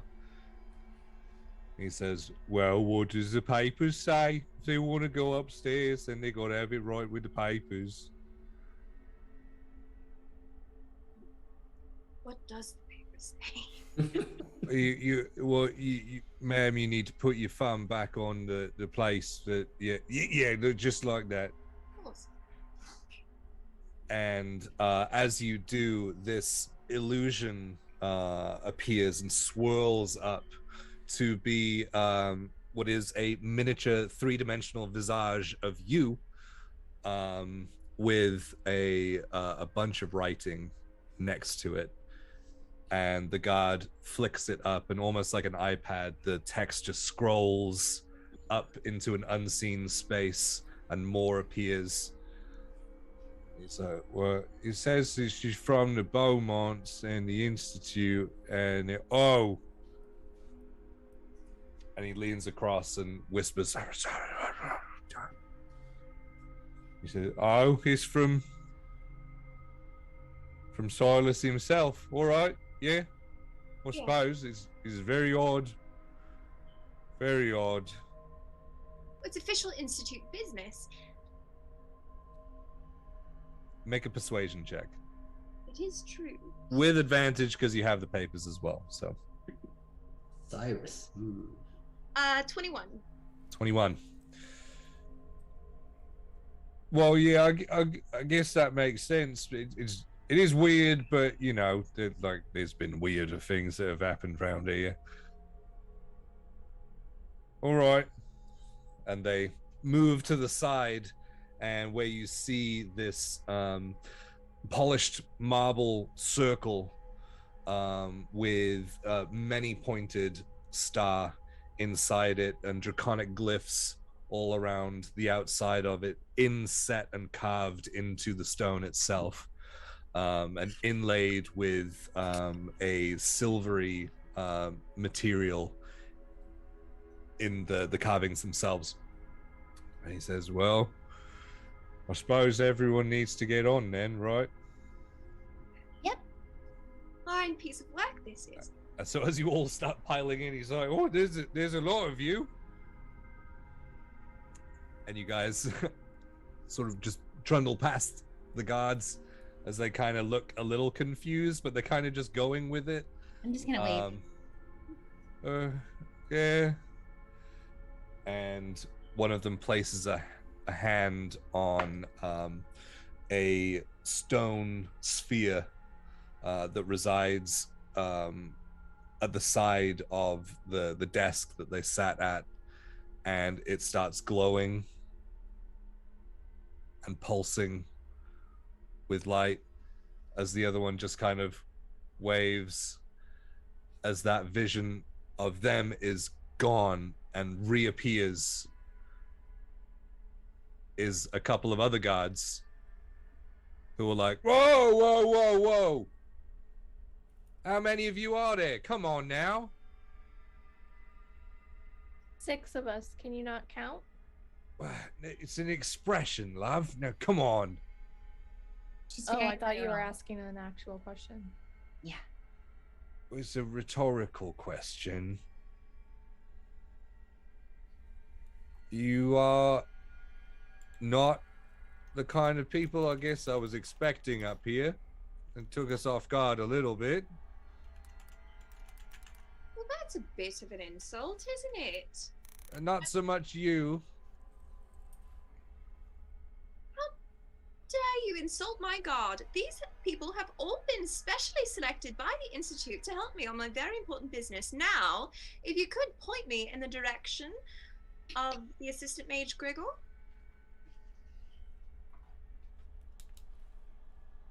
Just take a second.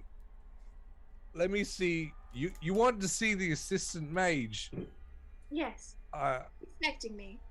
Please let me check your papers once more. And so the same thing happens, and as they scan up and as they see the illusion of the signature of Silas, which I guess if you're standing behind her, you would see it in reverse. He says, "Oh, all right. Well, I mean, I can't take you there because I have to be here, but You can simply point me in the direction, dear. yeah, you can't miss it. If you go out of here and then look to the middle of the city, the huge spire in the middle, that's where you want to head to." Yes. You've been oh so helpful, thank you. Milady. And they both step back. The two guards that were there step back and allow you passage out. Thank you kindly, gentlemen. Yeah. Official business, you know. I'm sure. As soon as we get out of there, Lost Rod drops his smile and just takes a long sigh and just like, for fuck's sake, that I had never held a smile for that long before. I'm gonna lean over to Kaya. You know, if you wanted to use that fancy jacket that you've got, this might be a fun time to do so. Well, I was gonna save it for the distraction. Oh, okay. All right. I've got some ideas with the design. Oh, I can't wait. Okay. So the door is closed as you make your way towards it. This seems much more of it's a similar structure, but it's a lot more tunneled. And so there's a small walk before you reach the front door. And as you open it, the sunlight is blinding as it reduces down from just white out over your eyes. This now contrasts with the edges of the shade-run city that you would have been used to. You're met now with golden gates just outside the doors upon your arrival, and they give a beautiful view of bustling streets of people laughing in lavish and fine garments, with large buildings made of some kind of lightly polished stone, all in pinkish peach hues. You now see the actual sunlight bouncing off of their highly polished surfaces. As you gaze more towards the center of the city, you can see the structures begin to increase in size and height towards a colossal central spire. Oh, for fuck's sake. Wow. Golden gates?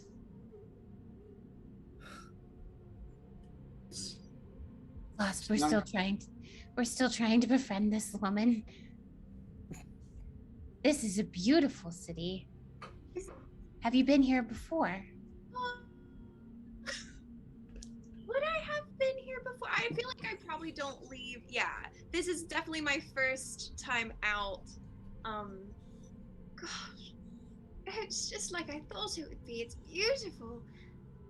It is. Oh, so my business takes me to that spire. I need to retrieve a message.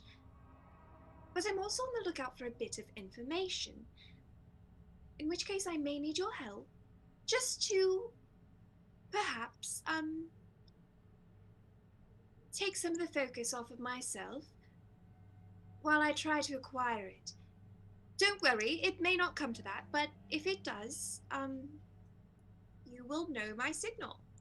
Oh, DM, I just want to also say that I'm keeping an eye out for, the underlying, purpose of our mission to, observing and seeing if I can find any indication as to why, there might be extra attention being paid down below by the Shade Guard.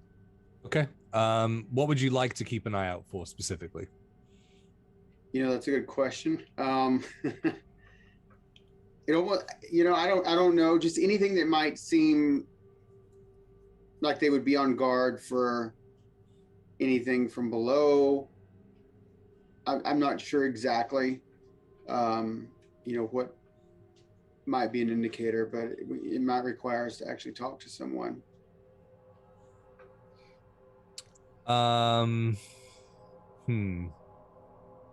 You can make a perception check.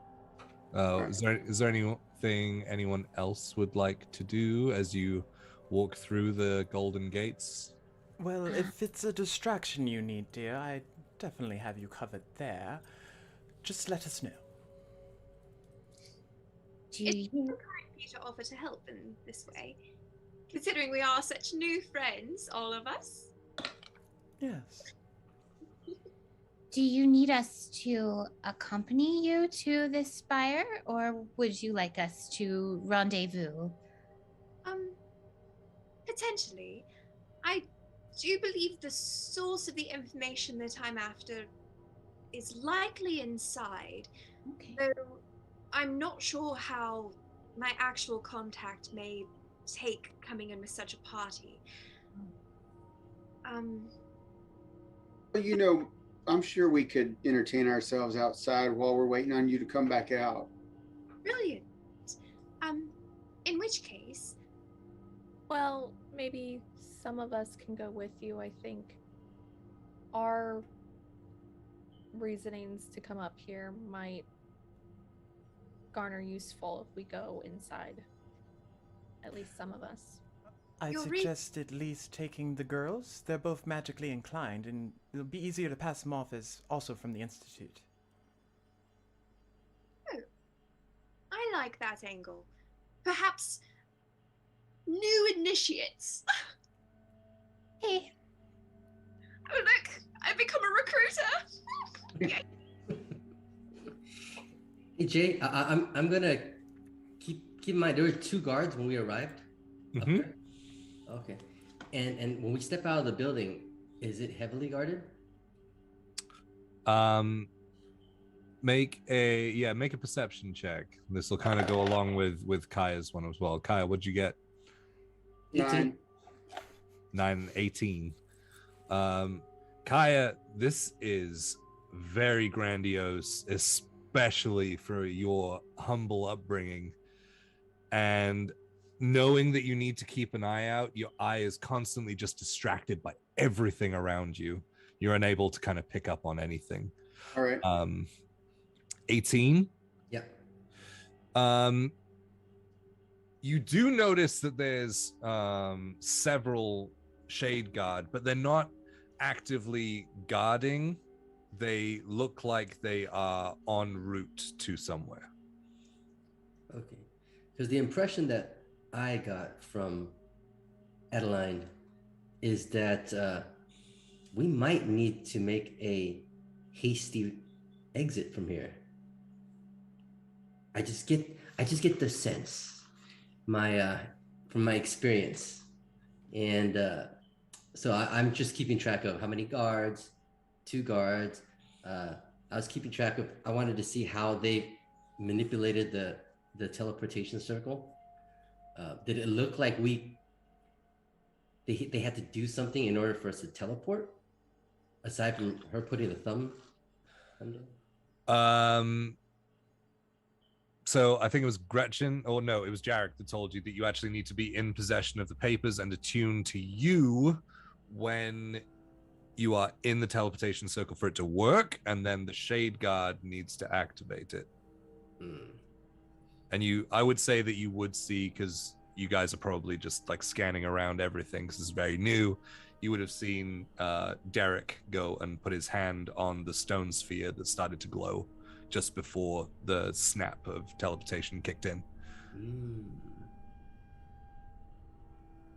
Very good. We need a hand. All right. Okay, perfect. So, ladies, you'll accompany me to the spire, and the rest of you will occupy yourselves otherwise. Yes? Sure. Should we maybe plan to meet back here? Absolutely. If By the gates? if anything is to happen, Roz, and she'll lay out a hand on Roz and say to you, not verbally but mentally, you can always talk to me this way. All right? Oh, that's rather interesting. What is?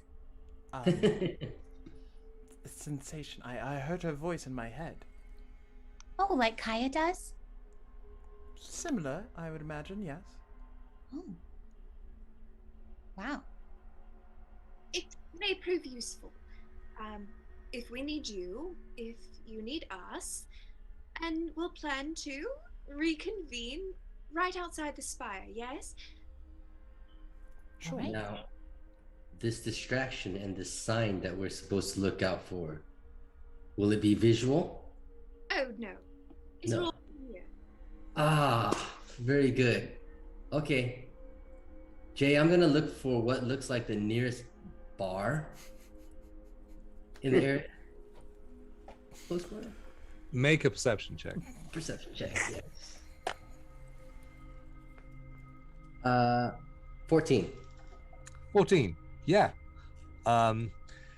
It's hard to miss this place because it stands out in the area. So what you'll notice about this place is that the buildings are generally shorter and smaller in general than as you look towards the center. It kind of builds up to the point of the spire in the center.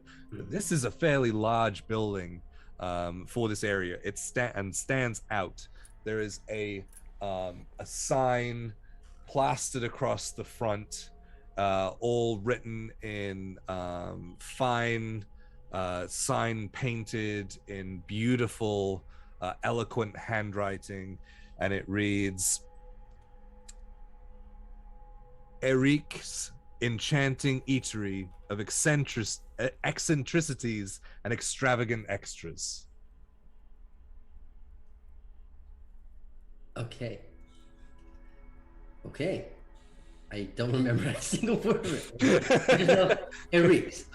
Eric's, yes. Perfect. Eric's. Okay. So yeah, I start to break away from the group a little bit. Curious about that place. Adeline, I will remind you that you would know that if they were discovered without their papers or connection to someone with papers, that would not go down well with the magistrates. You know, on second thought, it's just occurring to me. Perhaps you shouldn't stray too far. You're supposed to be in the company of someone with papers at all time. So I don't want you getting into any trouble. Maybe we should stay close? Are you already gone? Yeah, I'm like about to walk away. I hear that. You just hear a big sigh. It's like, and then Lost reaches into his pocket, pulls out his flask, and turns back around, walks back, and just takes a swig. Very well. Sorry, that just totally slipped my mind. Right. So perhaps we're all going to the spire. In which case, the more the merrier. And I will just tell Grigor that,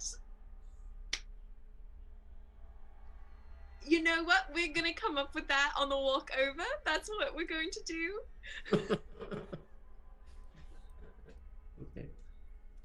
Good. Okay. I am feeling so confident. Beautiful. I really don't like this place. I need a chaperone to be here. Jesus. Yeah. And you stand out and you're very aware of it. So you guys are just heading into the center towards the spire? Yep. Yeah, Cool. we're just escorting her right along. All right.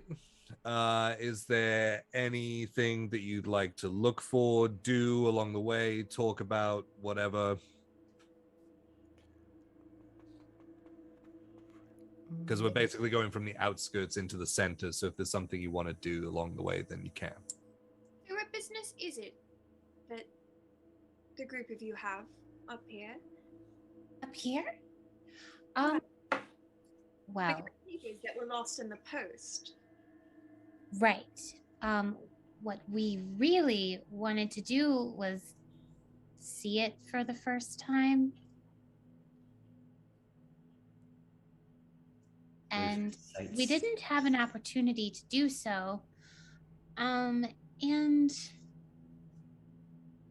I'm just being honest with you. You seem like a really kind person, and we really want to help you. But we just wanted to check it out. So exclusive. Just wanted to see the city from above after being below. Rose, make a deception check. After that really long lie. This is when I start rolling bad tonight too. This is it. This is the moment. And then against Miss Adeline, you see, we're not from around here, and we did kind of want to see up here, but we wanted to kind of explore the city as well, and that's maybe maybe we're not supposed to be up here because we don't have an invitation or anything, and so we're kind of going about it surreptitiously, but we kind of just wanted to get some information about this place up here and find out what's going on up here, and that's kind of the gist of it. Yes, you all do strike me as the sightseeing type. I did get a nat 20 on insight just now. Oh. I rolled a 19 plus 2. 21. Oh. But still, with my insight, that's a 26. Yeah. So that was so close. A 19 and a 20. Well, did my little assist there give her a chance to roll with advantage? No, because you basically admitted that what you were doing. Yeah, so it was instead of a deception. Not deception, it's persuasion. No, that's not how that works. Oh well. Right. Information. Just tourism, really. Yes.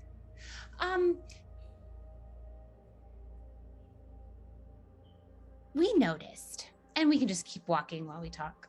Yeah, I'm assuming this is walk and talk. We noticed while we were in the shade run, it's called the shade run, right? Okay, so while we were in the shade run, that there seemed to be an increase of shade guard. And I just was wondering, we were all kind of wondering what the reason for that could be. And we thought maybe the best way to check would be to actually come to the source of where the guards come from and what they're guarding. And also, I really wanted to see what it looks like up here. It's really beautiful. And that would be a persuasion, because that's honest. If we are to work together, even if just for this moment, and I do appreciate your willingness to just come along, though I do see now that you have other reasons. I'd like to be honest with you as well. If you return the favor.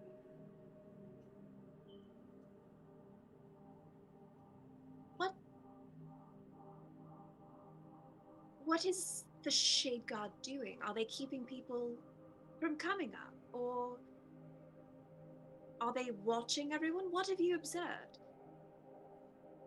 Well, according to a friend of ours, they used to just kind of be hands off down in the Shade Run, but there's been an increased presence. They're being a little nosier than usual. And our friend thinks that there might be some information up here that, we might find out why that might be. Interesting. And I don't want to take advantage of your kindness, because you've really been kind to us, and we were kind of deceptive in our intent, but I don't know what you're going to find out inside, that big spire up there, but you might, see something or overhear something and, whatnot. Maybe that might help us find out that information. And just to be fully open with you, I won't give you the name of our friend, but our friend likes to operate in the shadows down there, and so he's kind of concerned that an increased presence of the Shade Guard might hamper his activities. Are you 5 criminals? No, absolutely not. Well, So Lost just I mean, Lost just kind of sighs because he's walking, he's very impatient and nothing's happening, and he just goes, "Come now, girl. Distractions and what I have the feeling that we aren't here for the same reasons, but you're about to pull off a little bit of shenanigans yourself." shenanigans.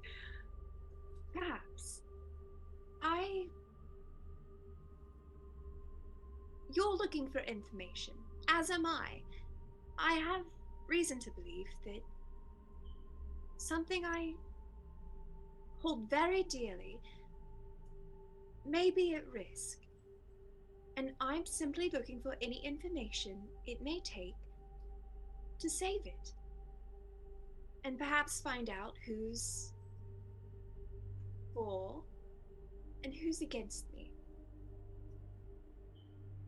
Now, I don't know for sure if these things align between the two of us, but if what you're saying is true, and I think perhaps for the first time since we've met it is, I find it very interesting that there's this uptick in activity, just as I've observed a bit of activity myself. There is an uptick in activity in the presence of an Archmage in the Shade Run. Archmage? An Archmage. Not just Shade Guard, but they've noticed that activity from an Archmage. What was his name again? We don't have his name. It's just the Archmage. Are you asking me? I'm asking the two very observant people. Archmage Silas. Silas. It's High Mage. High Mage. Silas Lithbrook. Silas. But there was rumors of a spy sent by him, not him specifically. Silas has activity in the Shade Run. Oh. If you can, We did not confirm that, but that was what we heard. If there's rumblings of it, you know there's a seed of truth somewhere. Probably. Why is that interesting? Is that the same Silas that's on your papers?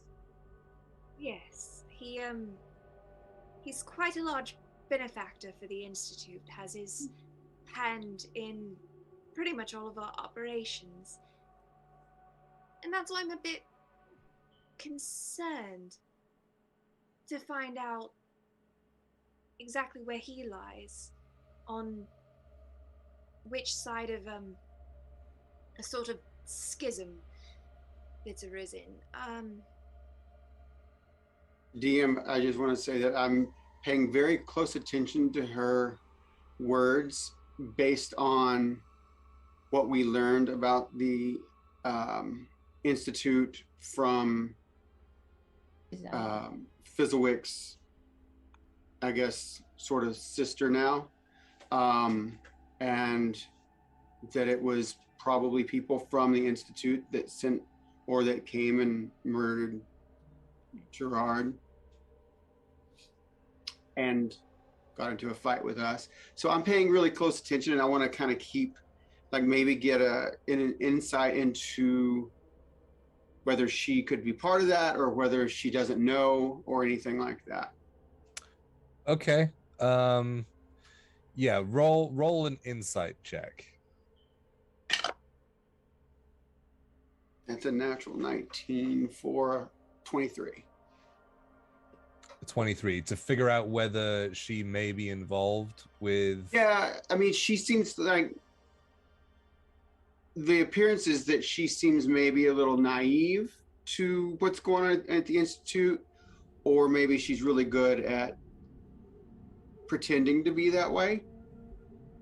Yeah, I'll let Adeline convey what she wants to from that. Right. Do you mention any of those names you said out loud? No. Oh. They asked you if it was the same Silas on the papers, That's so, right. but he didn't mention any of those names out loud. Because I mean, I know that Gerard was once on the faculty there, but I'm not going to bring his name up because I don't want to endanger anyone that we know that's in the Shade Run. Well, yes, it's the same Silas. And that's who I've come here to see. I've grown up there all my life. All of the professors there are like family, you know. God, I remember at my 6th birthday, one of the professors, Gerard, he brought me a wand of smiles, and then my brother broke it not 2 days later, but that's neither here nor there. That place is so dear to me. And I want to find out what I can to save it and protect my family. What are you saving it from? Itself.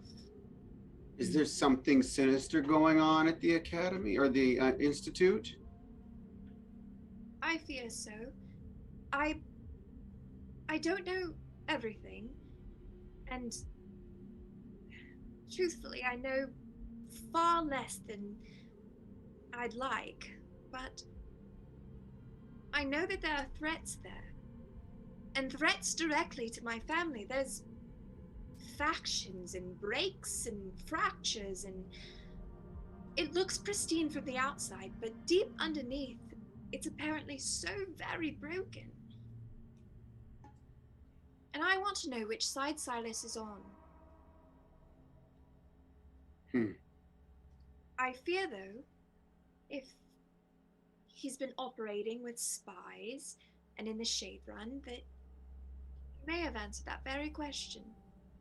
But that's what I want to find out. I seek an audience with him, and perhaps that's when I'll need a distraction, so I can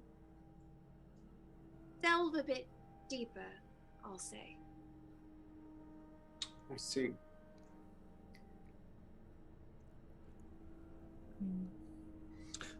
Lost. Make a perception check while you guys talk. Adeline, and I'll grab your hands. I Thank you. believe that fate has brought us together. It's like a line out of a book. I quite like that. She's very see it. serious. I am very serious. I say that a lot. I'm a cleric for Eastus, the goddess of fate. Yes, I'm familiar. My mother is a specialist in religions and theology. Oh, wonderful. And I think that she has brought us together here because we are on the same path. So, whatever you need, we can help you. We are thick as thieves now, as they say. But you're not thieves Nope. because you're not criminals. Nope. Unfortunately, I'd love to meet a criminal one day. When you said are you 5 criminals, and I answered no, because that is the truth. We are not all 5 criminals.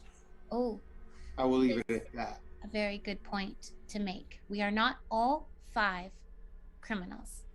Are you saying I've already met one? That's all I'm saying. This is so exciting. A bit of mystery, a bit of intrigue, a bit of espionage, and it's only the morning. Oh my goodness. Kaya is from out in the boonies. That outfit is criminal.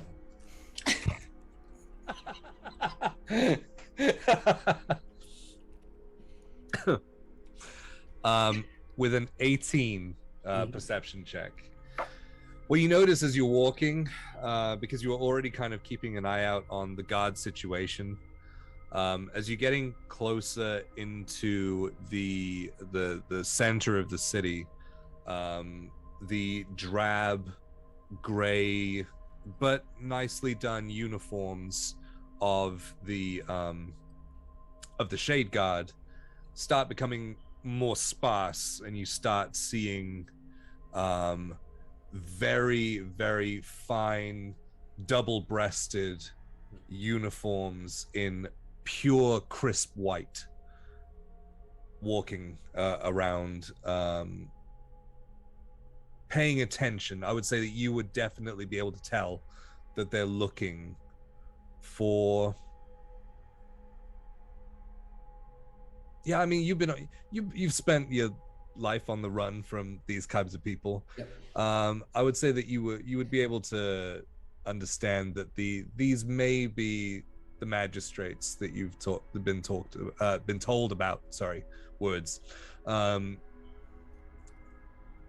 As you start to notice these, you catch a few gray uniforms out of the corner of your eye as you're kind of scanning around, trying to see patterns of walking and things, and you see about 5 Shade Guard congregating around some black iron gates that are down a side street that leads to a large building, like wide building behind it,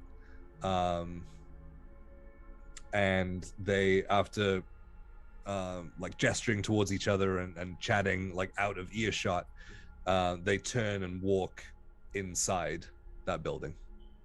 And so it gets sparse in terms of Shade Guard, and all of a sudden there's just a huge group over there. Yes. Group. Interesting. Okay, I turn back to the group, and I said,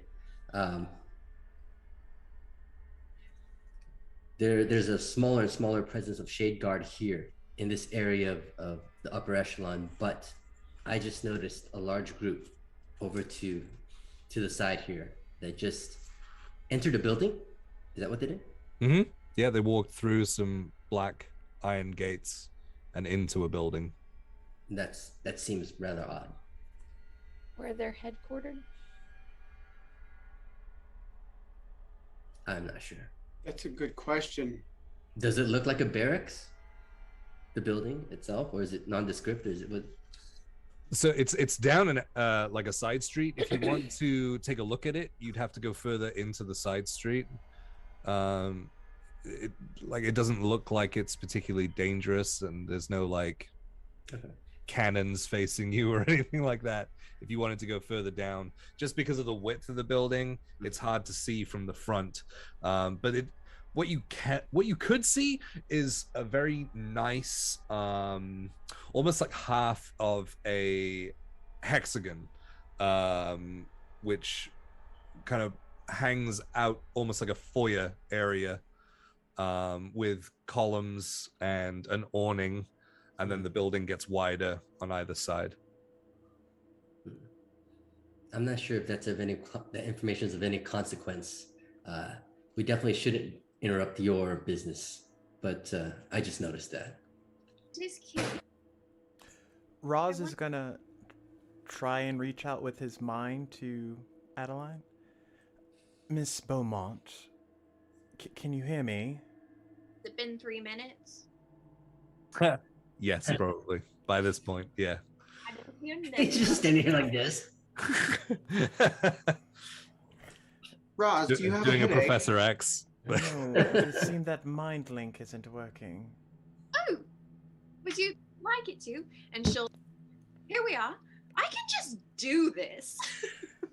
Oh, yes, that's going to take a bit to get used to. Well, Miss Beaumont, if you can forgive our previous duplicity, I would stress caution as to what we say, now that we are further in. There could be listening ears.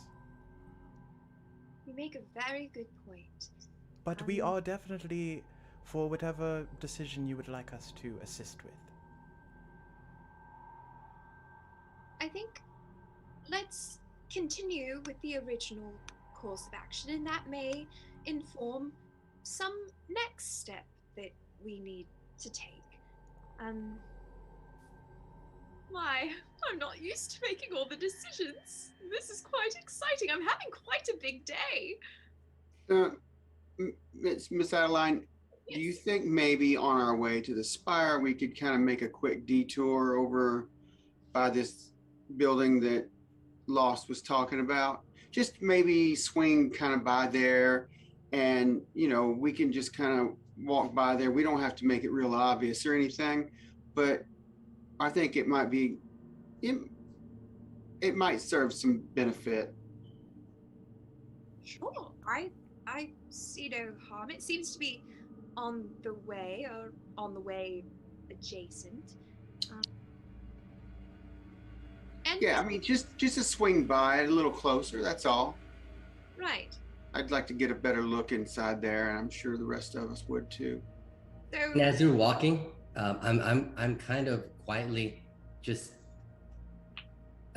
communicating to the group.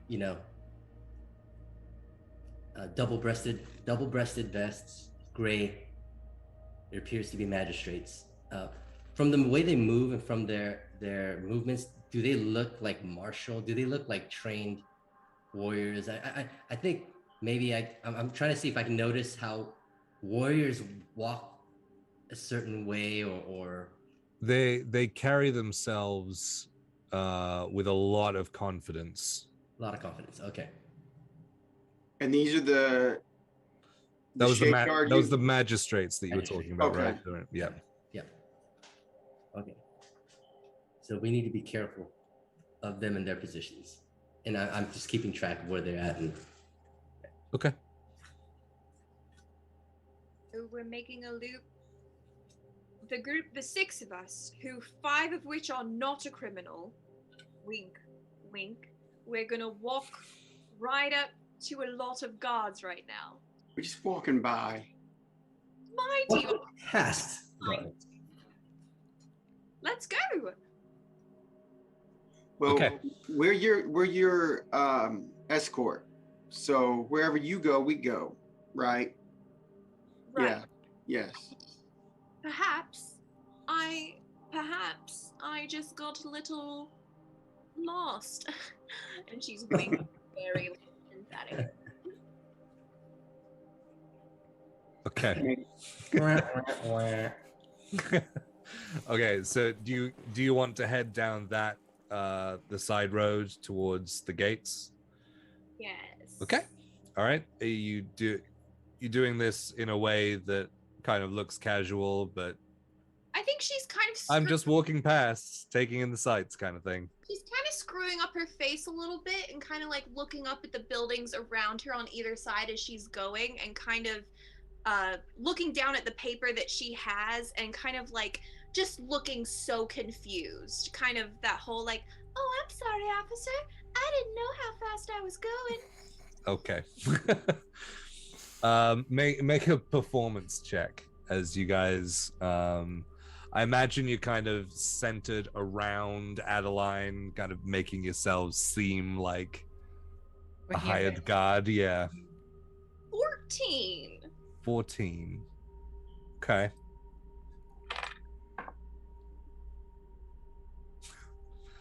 I rolled a 2. I just. There is one guard that's just kind of walking past at the time and just about to turn in and says, "Oh, Mom, are you okay? Do you need a help? Do you need a hand?" Thank you so much. I got so turned around trying to find where I was going. What is this building? Oh, this is just I work here. This is just where where we get our uniforms and our armory, and my boss is in there, and I mean, Who is that? That wouldn't be. What's his name? who? Your boss. My boss? Your boss. Magistrate Rask? Magistrate. No, that's not who I'm looking for. Gosh, I am just so turned around. My goodness.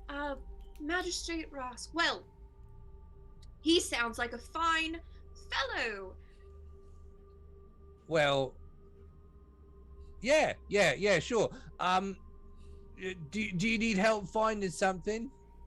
Yeah, I was just looking for the big building that's like really tall, the spot. I was looking everywhere and I just couldn't find it. You mean? And he just raises his finger up to. Oh my god. These glasses. Darn these, my old prescription. I must get these checked out. Thank you. I see it now. Oh yeah, you don't. Yeah, I mean, it's very rare that people come down here, so I just figured that you needed some help or something. Right. Yes, because why would I, just like a random girl, need uniforms or swords or like your whole whatever else you have in there? Which that is silly. I mean, unless you were going down to the Shade Run, and I don't think you'd be going down there. No. Oh, so there's a way to the Shade Run through there. Is that not through there. We have papers as well, and so you have papers, right? Of course. Please, like I wouldn't have papers. Come on. I figured it's not really my place to do it. It's more the magistrates, but I'm on the job, and you never know who's looking. So, yeah, I mean, we go down the same way as you do, down to the Shade Run, and but yeah, I'm actually on my way there now. They've been sending a lot of us down recently. My goodness. Why would you want to go down there? Whatever are you after? If I were you, I'd want to spend all my time up here. Oh, well, I'm fighting off bad guys and... You? Well, yeah, a little bit. Sometimes. You strike me as the type. You're a real tough guy, aren't you? What's your name? My name? The dreaded question. It's Spiros. Spiros, Adeline Beaumont. It's so good to meet you. And he doesn't really know what to do, but he just kind of awkwardly bows with one hand out. Yes. Oh, she'll curtsy in return. Well, Spiros, you give all those baddies down there hell for me. Why don't you? Oh, I will.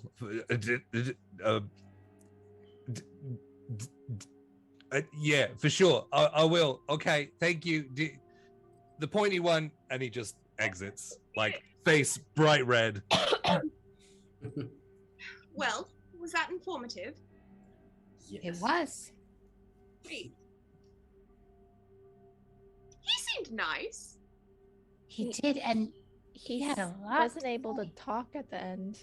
Yeah, he did. He had a lot to say until he didn't. Then he couldn't say anything. Strange how that happens to men sometimes. Does it? Does it? I'm not really familiar. Me neither. Okay. He didn't. He didn't seem to really know why, though. No, but he did confer with your previous claim of the increased activity, which I do find interesting. But just saying that they're after ruffians and sorts. There is more to this, I'm sure. Oh, there's definitely more. But I don't think we'll find the answers in the supply building. Do you? We'll just find uniforms if we happen to need some. But we did find out Magistrate Rusk is the one sending them down there. Mm-hmm. Perhaps an He did say that the armory was in there, and also his boss was in there, Right. and then quickly moved on. Good to know. You know, maybe we should move on ourselves. There aren't like any kiosks with like maps or anything. Like you get it, you know what I mean? At the mall kiosk. Layout thing. Shoes, jewelry. You are here. Do you want to go in and ask? No, I was just, if I could find a way to like mark, you know what, she's gonna scribble on like some parchment that she has, just kind of like a little layout of just this square, and then like circle that one and write like armory and uniforms, and then draw a big circle for the spire, just so she has kind of like a layout in case we need to return. Yeah, and it's right around that moment that you guys would notice, coming straight out the front of the building, about 7 or 8 Shade Guard, heavily armed with multiple blades and carrying lanterns in their hand that aren't on. It is daytime. And they come up to the gates and say, "Hey, what are you doing?" Sorry, I was just talking to Spiros. I got so turned around, but he put me right on the right track. You should really give him a promotion. He's great. A promotion? Yes, we're Gotcha. on me now. What? I'm leaving. Goodbye. Yeah, good. That way, away from here. Spiros was so much kinder than them. Okay. And they walk back the way you came. They're carrying lanterns? All of them? Lanterns. Interesting. Are they going below as well, do you? Anyone who wants to make a perception check can. Yes. Character who's good at those. 24. 14. 17. 21. 6. It's windy up here. Anyone above 15, really, like here, because you're so close to them, would see that as they walk away on their backs, they have a shovel and a mining pick. Ooh.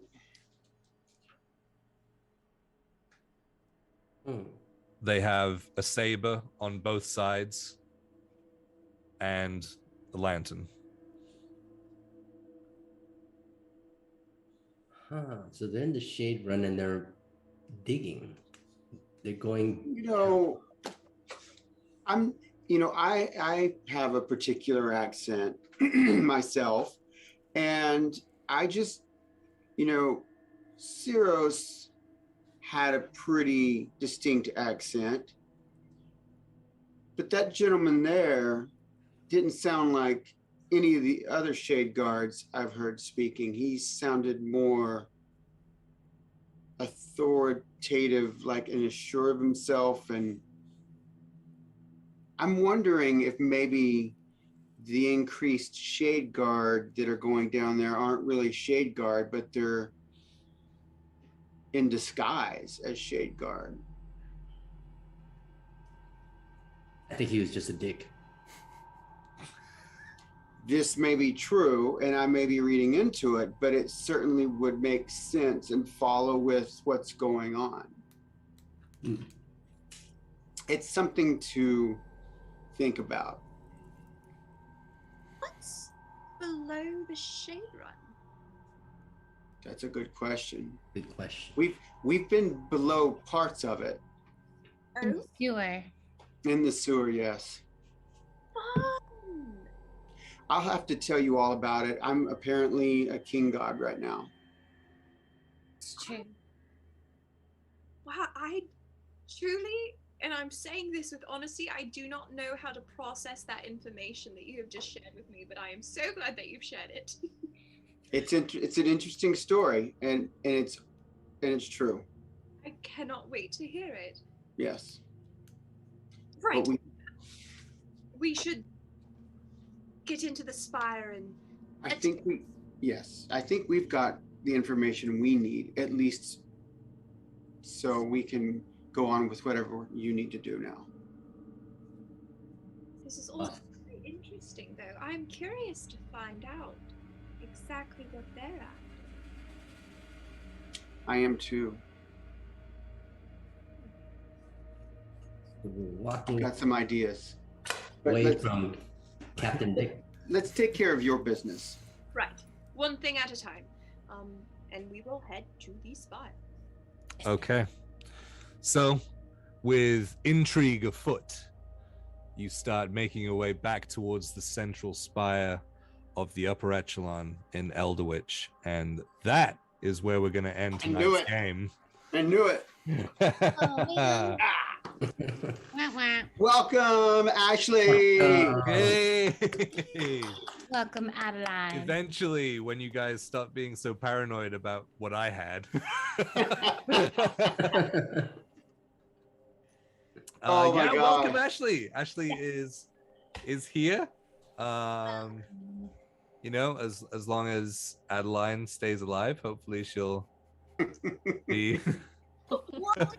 DM say that. Hopefully she will be along for a little while now. But yeah, exclamation point critical in the chat right now to get a couple of last minute entries for the second critical dice giveaway.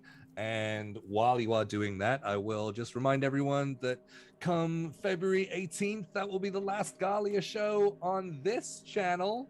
However, on the 21st of February, we will be moving to Swole Initiative Network, where we will be kicking off with Legends, just from where we left off the previous game, and on Monday, and Fables of Gahlia, that's my show.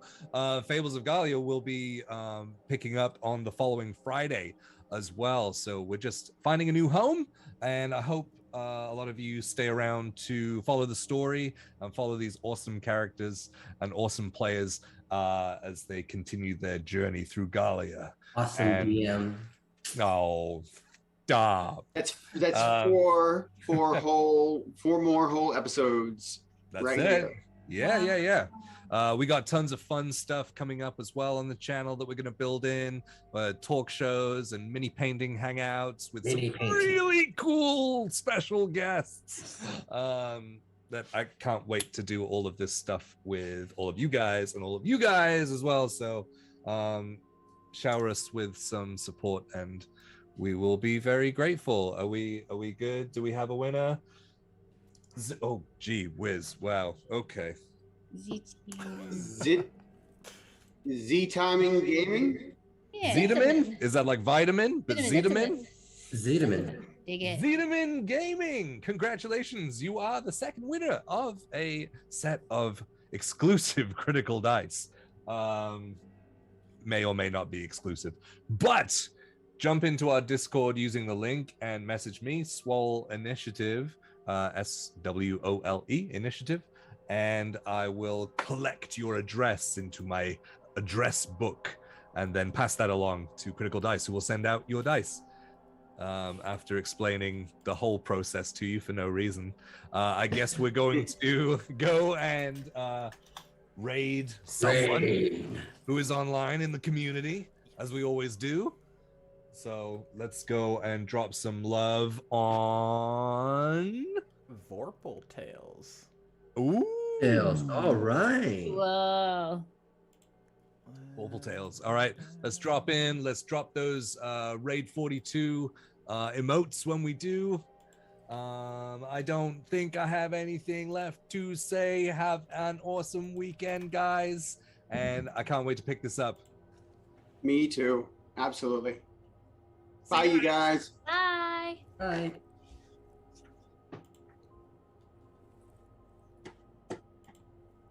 Bye.